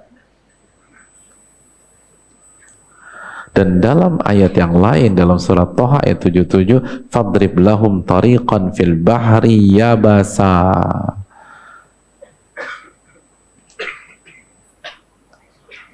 Maka buatlah jalan untuk mereka dengan jalan yang kering, hadirin. Bukan hanya laut terbelah, tapi kering untuk dilalui. Makanya antum tidak ketemu satupun ayat dalam Al-Quran atau hadis Nabi bahwa ada riwayat mereka kepleset ketika melewati laut tersebut. Padahal kalau antum jalan ke Ancol, antum jalan ke pantai, itu lumut semua kan, hadirin. Itu lumut. Ini nggak ada yang kepleset. Gitu loh. Antum bisa lari-lari gitu di tepi pantai yang gitu, jatuh. Antum kan pasti jalan-jalannya kan begitu-begitu kan, jaga keseimbangan karena takut jatuh.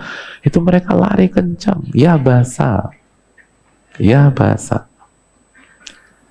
La takhaf darakan wala takhsha.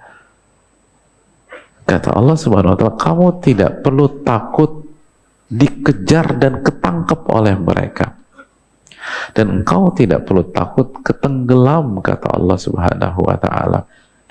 Hadirin yang Allah muliakan, Ini pelajaran besar bahwa setelah tawakal, serahkan semua kepada Allah, kita harus ikhtiar. Sekali lagi, ikhtiar dengan maksimal, bukan serahkan aja sama Allah terus kita duduk manis lalu kita lihat apa yang Allah takdirkan kepada kita. Tidak. Makanya Allah perintahkan fadrib bi'asokal bahra, pukulkan tongkatmu ke permukaan laut. Pertanyaannya simpel, apa susahnya bagi Allah Al-Qadir untuk membelah laut tanpa ada pukulan tongkatnya Nabi Musa? Gampang, Allah tinggal bilang kun fayakun. Terus pertanyaan kedua, secara matematik, apakah mungkin pukulan tongkat itu bisa membelah lautan? Nggak mungkin. Maka ini pelajaran besar. Lakukanlah ikhtiar atau usaha yang bisa kita lakukan semaksimal mungkin, walaupun usaha yang semaksimal mungkin tersebut secara logika manusia, secara matematika manusia tidak akan bisa merubah hasil, tidak akan bisa merubah kondisi. Tapi kalau itu yang bisa Anda lakukan dan hanya itu yang bisa Anda lakukan, lakukan hal tersebut dan lihat bagaimana Allah membantu Anda. Itu sunatullah di dalam hidup. Apa susahnya Allah membelah lautan langsung? Atau apa susahnya Allah kirim lumba-lumba gitu, mereka dijemput satu-satu? Kan gampang, Allah maha mampu kok. Atau diterbangkan langsung. Kenapa harus dipukul dulu? Karena itu ikhtiar yang bisa dilakukan Nabi Musa. Ya udah, mukul tongkat, mukul. Itu misalnya. Dan lihat bagaimana Nabi Musa nggak jawab, ya Allah nggak mungkin, ya Allah nggak mungkin. Ilmu fisika saya mengatakan nggak mungkin. Kalau itu yang bisa lakukan. Kalau itu yang bisa lakukan. Sama kita nih jobless, hadirin. Udah, kita harus berikhtiar. Nggak bisa apa-apa, udah keluar rumah deh hadirin, keluar rumah. Cari sana, cari sih. Yang penting keluar. Mau kemana nggak tahu, yang penting saya keluar dulu gitu loh. Kan ingat hadis Nabi tentang burung. Tagdu khimasan. Burung itu keluar pada saat kondisi pagi, perut lapar, terus pulang sore perut kenyang, terus dia bisa bawa makanan buat anak-anaknya. Nah, begitu juga kita nih, kita nggak punya kerjaan, jangan di rumah dong, keluar. Udah ketemu sana, ketemu sini. Saya punya teman, hadirin sekalian, itu pas jobless, dia pokoknya dia keluar aja deh. Dia bawa mobilnya keluar, udah ngiter-ngiter, bingung, nggak dapat. Akhirnya dia mobilnya kotor, lalu dia pergi ke tukang cuci mobil, sambil duduk, ternyata ada pelanggan yang lain. Nggak sengaja ngobrol, kenalan, ternyata pelanggan tersebut punya project yang membutuhkan keahlian dan ekspertis dia. Deal di situ, di tempat cucian mobil. Dan itu project bukan project kecil, project besar. Udah dia dapat kerjaan di cucian mobil, hadirin. Gitu. Jadi poin ini simpan. Tapi jangan salah paham, nggak harus di cucian mobil. Berarti besok ke cucian mobil. Ya nggak harus. Lakukan yang bisa Anda lakukan lah, gitu loh. Nanti orang akan urai. Bisa jadi kita ke kanan, nanti orang ke kanan, ke kiri, dapatnya di ujung kiri. Tapi Anda keluar dulu. Belum tentu, sekali lagi, kita usaha ke utara, dapatnya di utara, bisa jadi di selatan. Karena Allah katakan, وَمَنْ يَتَّقِ اللَّهَ يَجْعَلْ لَهُ مَخْرَجًا وَيَرْزُقْهُ مِنْ حَيْثُ لَا يَحْتَسِبُ. Barang siapa yang bertakwa, Allah akan berikan solusi dan Allah akan berikan rizki dari arah yang tidak ia sangka-sangka. Itu dipukul. Hadirin, sutradara mana yang bisa menduga ketika dipukul itu laut terbelah 12 jalan, gitu loh. Antum pakai daya imajinasi antum lah. Misalnya antum nggak tahu ceritanya Nabi Musa. Begitu Ustadz antum cerita, maka Nabi Musa memukulkan tongkatnya ke permukaan permukaan laut. Lalu antum ditanya, apa solusinya? Antum jawab apa? Solusinya apa? Ngasal aja, ngasal. Apa? Imajinasi antum. Antum belum baca kisahnya nih. Solusinya apa? Dipukul tuh. Terus apa? Apa?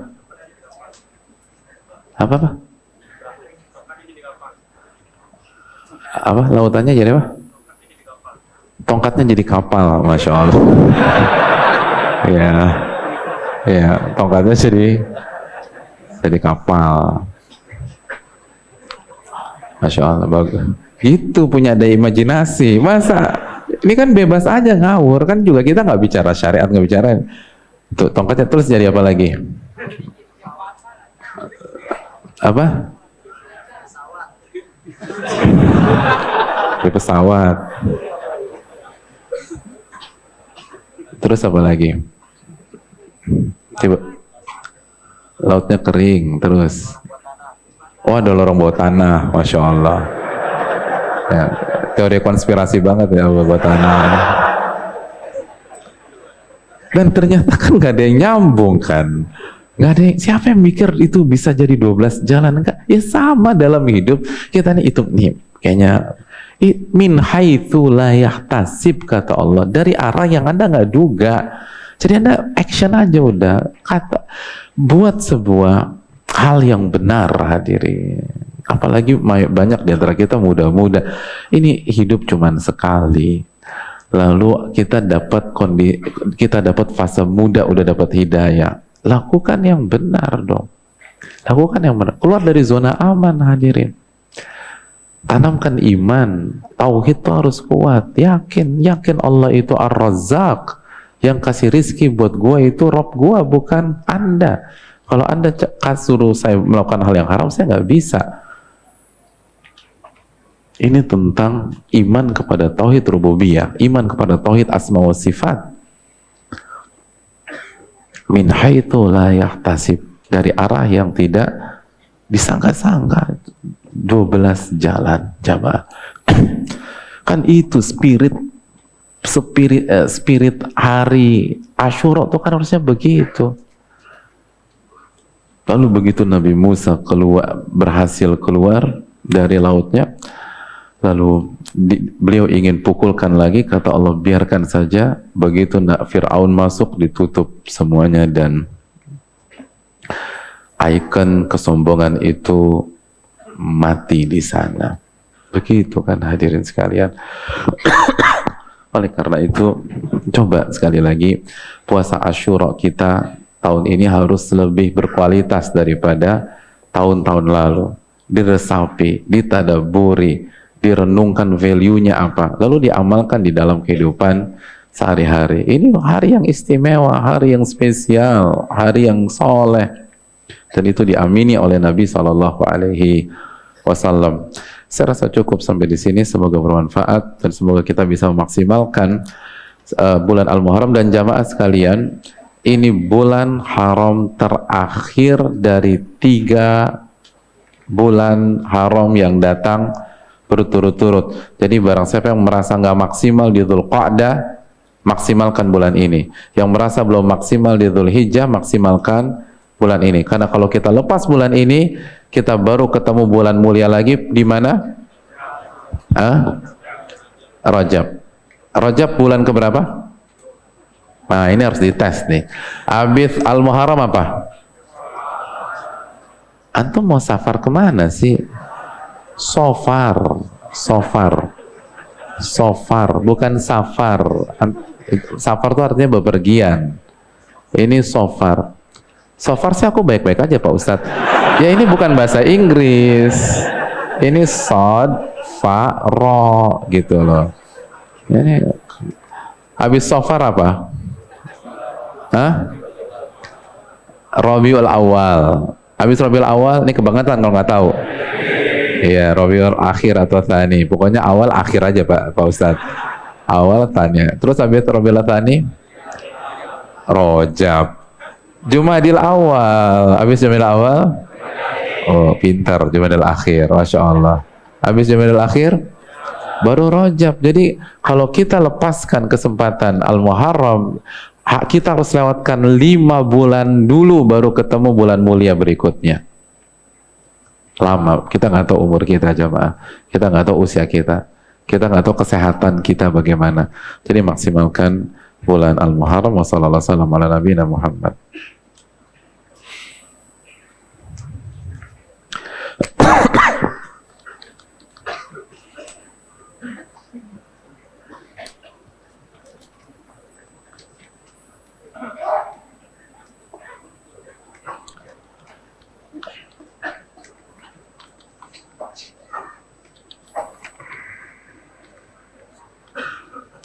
Bismillah, barakallahu fiik Ustaz, fiikum barakallah. Apakah termasuk berjamaah jika saf salat terputus? Contoh salat di luar masjid. Jazakallahu khair atas pertanyaan. Iya, terima kasih. Hadirin yang dirahmati oleh Allah Subhanahu wa taala, para ulama sepakat jika saf itu bersambung terus sampai keluar, sampai ke jalan, maka itu masih bagian dari salat berjamaah. Tapi kalau misalnya sempat terjadi sempat ada space atau ada ruang sehingga saf terputus, maka jika saf terputus masih di dalam masjid, ulama pun sepakat bahwa sholat sah berjamaah. Yang jadi pertanyaan adalah bagaimana kalau terputusnya di luar masjid, terputusnya di jalan atau di luar masjid, sah apa tidak? Wallahu ta'ala bisawab. Dengan keterbatasan ilmu saya, salat berjamaahnya sah. Dengan dalil hadis Aisyah radhiyallahu taala anha, Aisyah pernah salat berjamaah di rumah beliau dan imamnya di Masjid Nabawi atau di masjid. Kita tahu rumahnya Aisyah dan masjid itu sangat-sangat dekat. Dengan syarat jamaah atau kita yang sholat di saf tersebut yang sempat terputus itu melihat makmum atau jamaah di depan kita secara langsung. Jadi melihat jamaah atau makmum yang ada di rombongan saf yang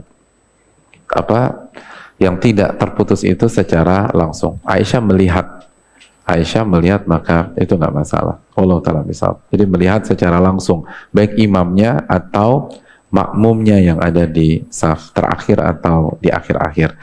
Wallahu ta'ala alam bisawab.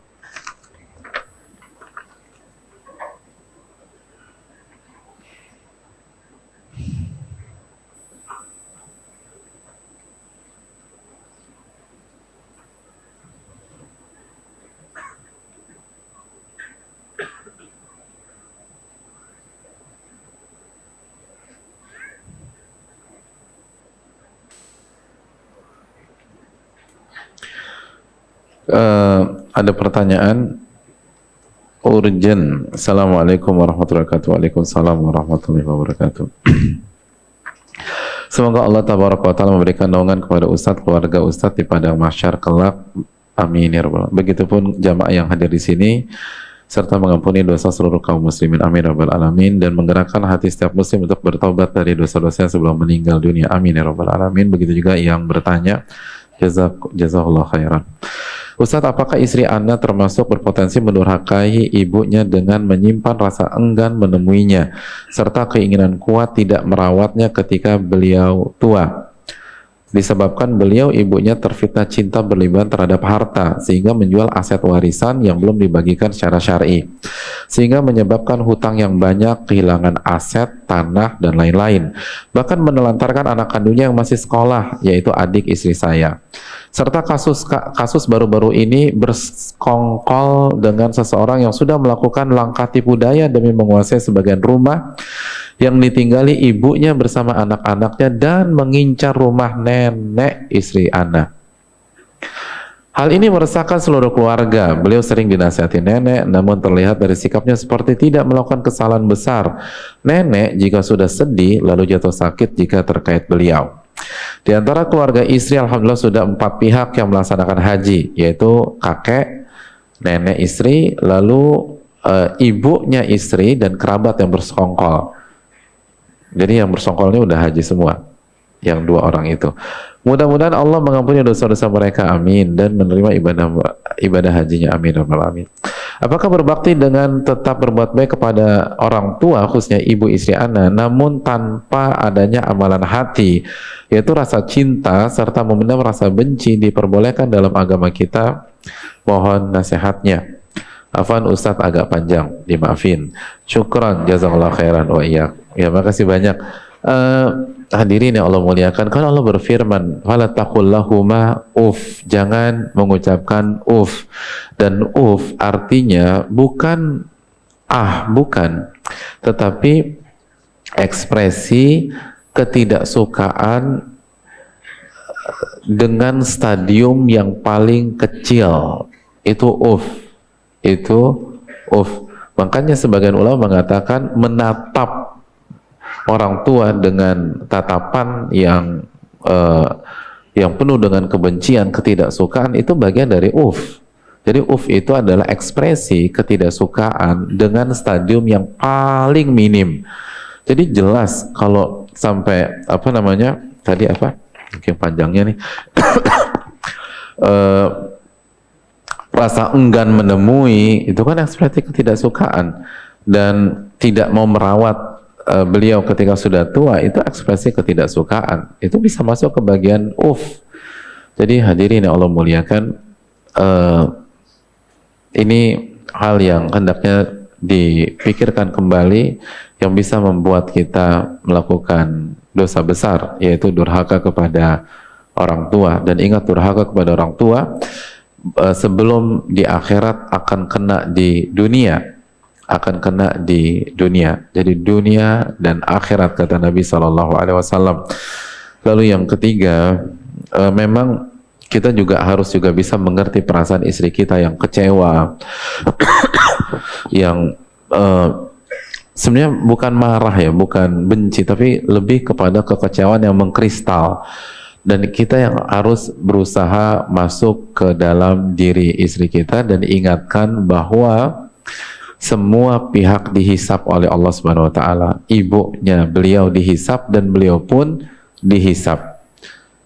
Dan semua akan dihisap di kotaknya masing-masing. Jadi jangan sampai karena kesalahan fatal orang tua istri kita, istri kita kena hisap yang parah di kotak dia sebagai anak, yaitu kena dalam masalah birrul walidain. Karena persekongkolan lalu segala macam itu kotak yang berbeda. Terus yang berikutnya, ini ujian keikhlasan.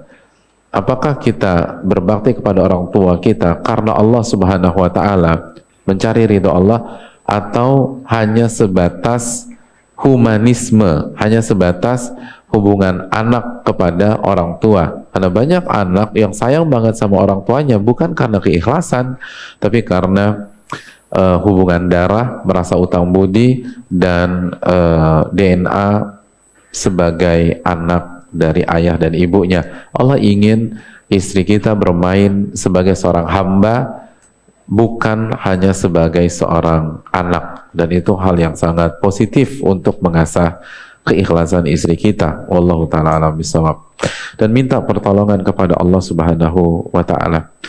Minta pertolongan kepada Allah Subhanahu wa ta'ala untuk menguatkan hati istri kita, dan support beliau terus, karena berat menerima kenyataan ibunya seperti itu, berat sekali. Jadi kita dukung istri kita untuk bermain lebih cantik lagi, dan tidak terpengaruh dengan sikap ibunya kepada diri dia dan keluarga yang lain. Wallahu ta'ala bisawab.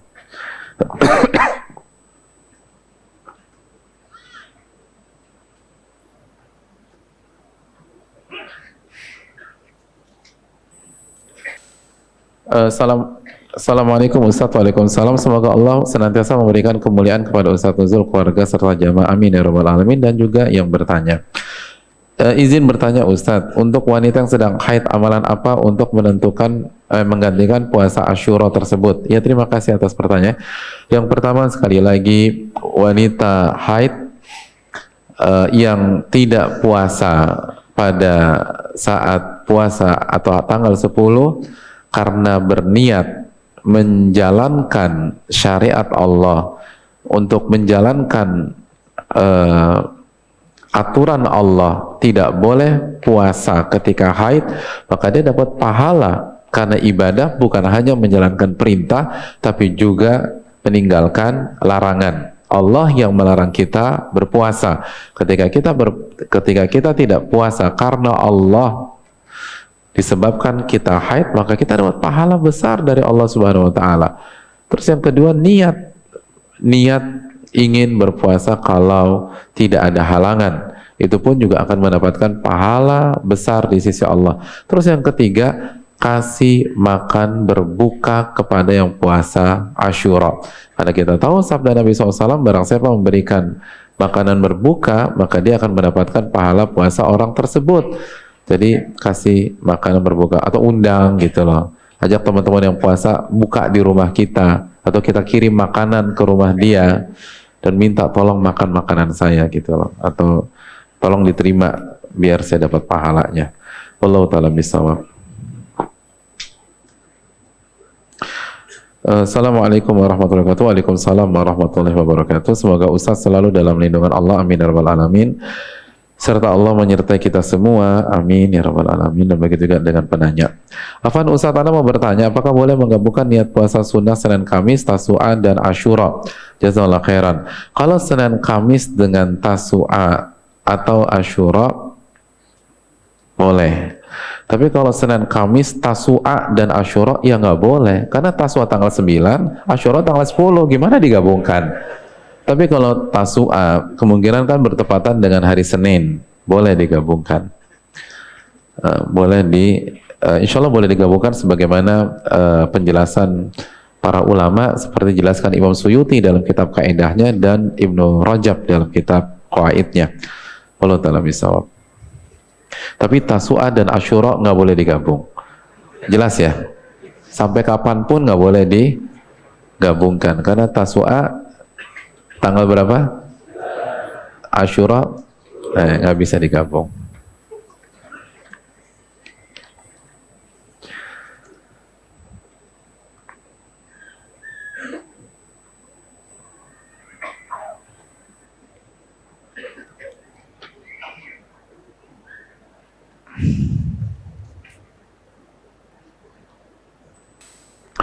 Assalamualaikum Ustaz. Waalaikumsalam. Saya mau tanya, adakah amalan untuk selalu berhusnudzon kepada Allah? Karena saya merasa lelah dengan kehidupan yang saya jalani. Saya sudah bekerja siang dan malam, tapi menutupi hutang orang tua nggak selesai-selesai. Iya, terima kasih atas pertanyaan. Iya, jazakallahu khairan. Yang pertama, hadirin yang Allah muliakan, su'udzon hanya menambah masalah saja. Su'udzon, buruk sangka dengan Allah, terus ngeluh sama Allah Subhanahu wa ta'ala, itu hanya akan menambah masalah saja, tidak akan memberikan solusi. Allah berfirman dalam surat Al-Fatah ayat 6, wa yu'adzibal munafiqin wal munafiqat wal musyrikin wal musyrikat adzannina billahi dhannas saw alaihim dairatus saw. Dan Allah akan mengadab orang-orang munafik yang laki-laki maupun perempuan, orang musyrik yang laki-laki maupun perempuan. Kenapa mereka? Apa karakter mereka? Suka suudzon sama Allah. Alaihim dairatus saw. Dan suudzon mereka akan nimpa mereka sendiri, itu akan menimpa mereka sendiri. Belum lagi wa ghadiballahu alaihim, Allah murka sama mereka, wa la'anahum, Allah laknat mereka, dan Allah persiapkan mereka jahanam. Itu bagi orang-orang yang suudzon. Gak boleh suudzon sama Allah. Terus yang kedua, hadirin, yang membuat kita terkungkung dalam kehidupan yang kita jalani itu kan gara-gara kesalahan dan keputusan-keputusan kita. wa ma asabakum min musibatin fa bima kasabat aydikum, apapun yang menimpa kalian itu karena dosa, dalam surat Asy-Syura ayat 30. Makanya sebagian ahli hikmah mengatakan inti kehidupan itu bukan kondisi tapi keputusan, bukan kondisi. Karena betapa banyak kondisi yang kita keluhkan, kondisi yang kita lelahkan, kondisi yang kita galaukan, itu kalau kita renungkan, itu disebabkan keputusan-keputusan kita pada masa lalu, atau karena kita tidak berani ambil keputusan pada hari ini. Kita tidak punya nyali untuk ambil keputusan pada saat ini. Akhirnya kita terkungkung dengan kondisi-kondisi tersebut. Yang harus kita lakukan adalah jujur kepada Allah Subhanahu wa Ta'ala. Kita tahu Nabi mengatakan barang siapa yang berhutang dan berniat untuk membayarkan, Allah akan bantu dia untuk bayar. Jadi niat untuk bayar itu penting. Lalu yang kedua, perbanyak ibadah, khususnya sholat. Wasta'inu bis-sabri was-shalah, minta pertolongan kepada Allah dengan sabar dan dengan sholat. Jadi bukan lelah, sholat dan sholat. Yang ketiga, hadirin yang Allah muliakan, doa dikuatkan, doa harus dikuatkan. Terus yang berikutnya, bantu orang. Kana Allah fi aunil abdi maka al abdu fi auni akhi. Allah tuh akan bantu seorang hamba ketika hamba tuh bantu saudaranya. Jadi begitu ada masalah, bantu orang. Jadi nggak ada tuh konsep gua aja ribet apalagi bantu lo. Enggak, itu orang yang nggak ngerti kaidah. Begitu kita terlilit hutang, coba kita bantu orang lain, insya Allah. Allah ta'ala bisawab.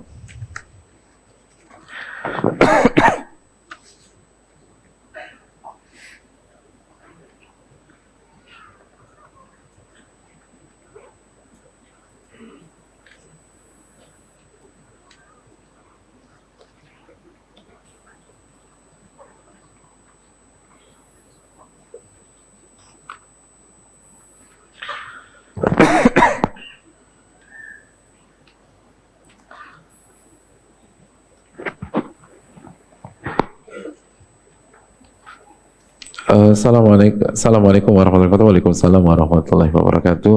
Semoga Allah senantiasa merahmati dan memberikan tambahan nikmat hidayahnya kepada Ustadz, keluarga, serta para kaum muslimin muslimah yang hadir di majelis dan yang tidak hadir juga. Amin ya rabbal alamin.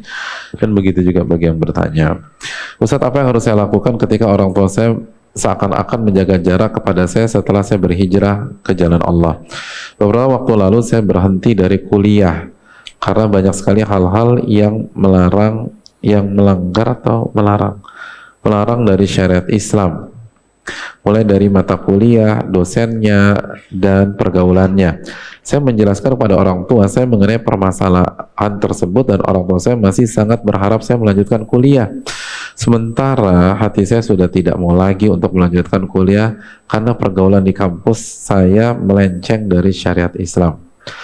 Maka dari itu ketika saya berhijrah, saya memutuskan untuk meninggalkan seluruh pintu-pintu dosa dan maksiat. Saya memutuskan untuk meninggalkan seluruh pintu-pintu dosa dan maksiat.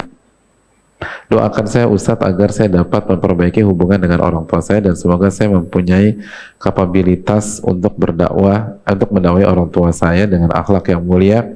Serta doakan saya agar saya dapat pekerjaan yang halal, agar saya dapat membelikan barang kesukaan orang tua saya dan menarik perhatian mereka untuk kembali ke jalan yang lurus. Ya, terima kasih, jazakallahu khairan. Yang pertama, hadirin yang Allah muliakan, gimana menyikapi orang tua yang jaga jarak? Ya, kalau orang tua jaga jarak, kita deketin, hadirin. Kan misalnya dia jaga jarak kepada kita 100 meter, ya kita deketin jadi 50, jadi 40, jadi 10, ketemu deh. Kalau kita juga diam, ya nggak akan ketemu-temu. Jadi kita yang deketin.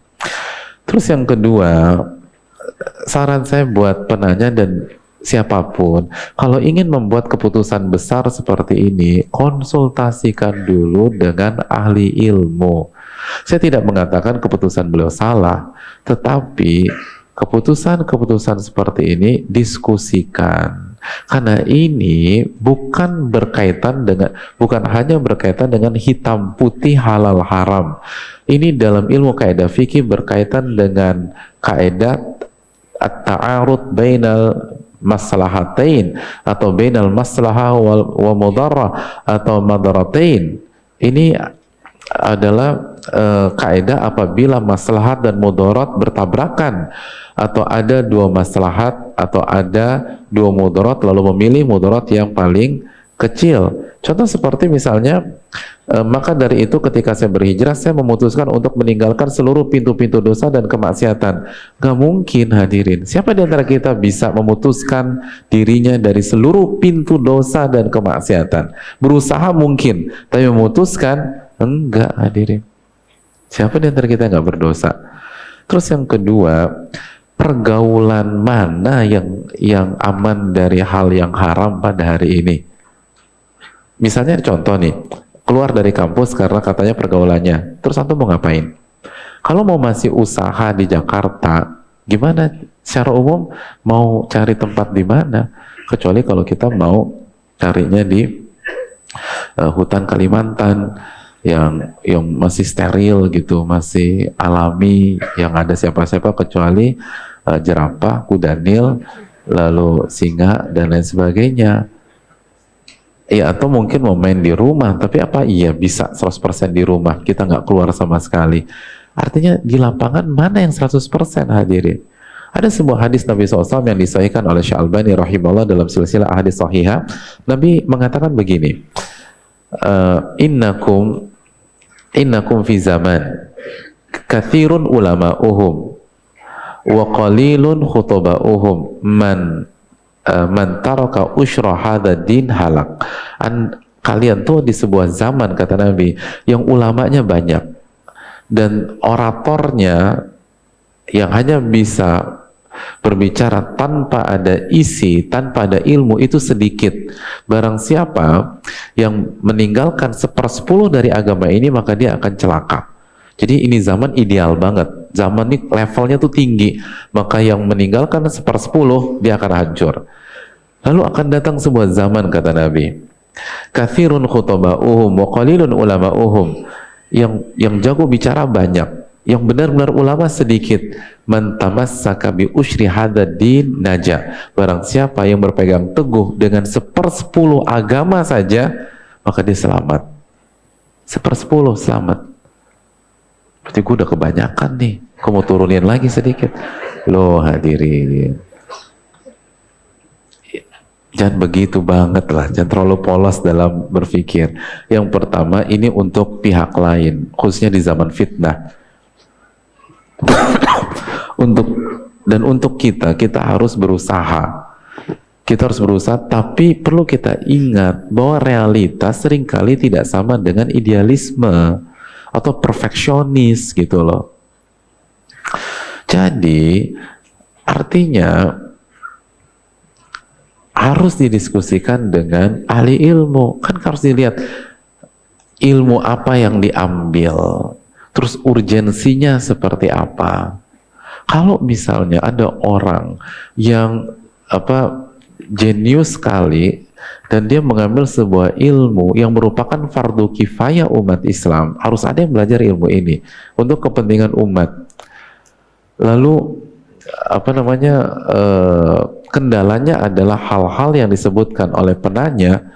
Sebagian ahli ilmu itu bisa jadi fatwanya untuk tetap belajar dengan memperhatikan beberapa hal, misalnya ngajinya harus kuat, ibadahnya harus kuat, puasanya harus kuat, terus harus didampingi oleh guru dan lain sebagainya. Jadi bukan dikit-dikit keluar dari kuliah, dikit-dikit keluar dari kuliah, dikit-dikit keluar dari kuliah. Kan sekali lagi, kampus mana yang steril sekarang hadirin? Tapi pertanyaan lain, emangnya ada ahli ilmu yang menyuruh keluar massal gitu? Kan ahli ilmu banyak nih hadirin. Lalu fenomenanya, kampus dan lingkungan kantor mana yang steril dari atau yang ideal begitu? Tapi adakah fatwa untuk keluar secara massal? Sekali lagi jamaah, untuk menentukan masalah seperti ini jangan putuskan sendiri, apalagi kita nggak punya ilmu alat, kita belum pernah khatam fikih, kita tidak pernah belajar ilmu kaidah fikih, kita nggak pernah belajar ilmu usul fikih, kita nggak bisa berijtihad. lalu hadis kita belum banyak yang tahu, jangan sampai kita menyesal setelah buat keputusan. Jangan sampai kita menyesal sebelum buat keputusan. Tapi saya nggak menyatakan keputusan beliau salah, tapi coba diskusikan dulu. Itu hal yang perlu kita camkan bersama-sama. Saya rasa cukup sampai di sini. Terima kasih atas pertanyaannya. Mohon maaf tidak bisa semua dijawab karena keterbatasan ilmu saya dan waktu yang ada. Terima kasih banyak. Subhanakallahumma wa bihamdika, asyhadu an la ilaha illa anta, astaghfiruka wa atubu ilaik. Assalamualaikum warahmatullahi wabarakatuh.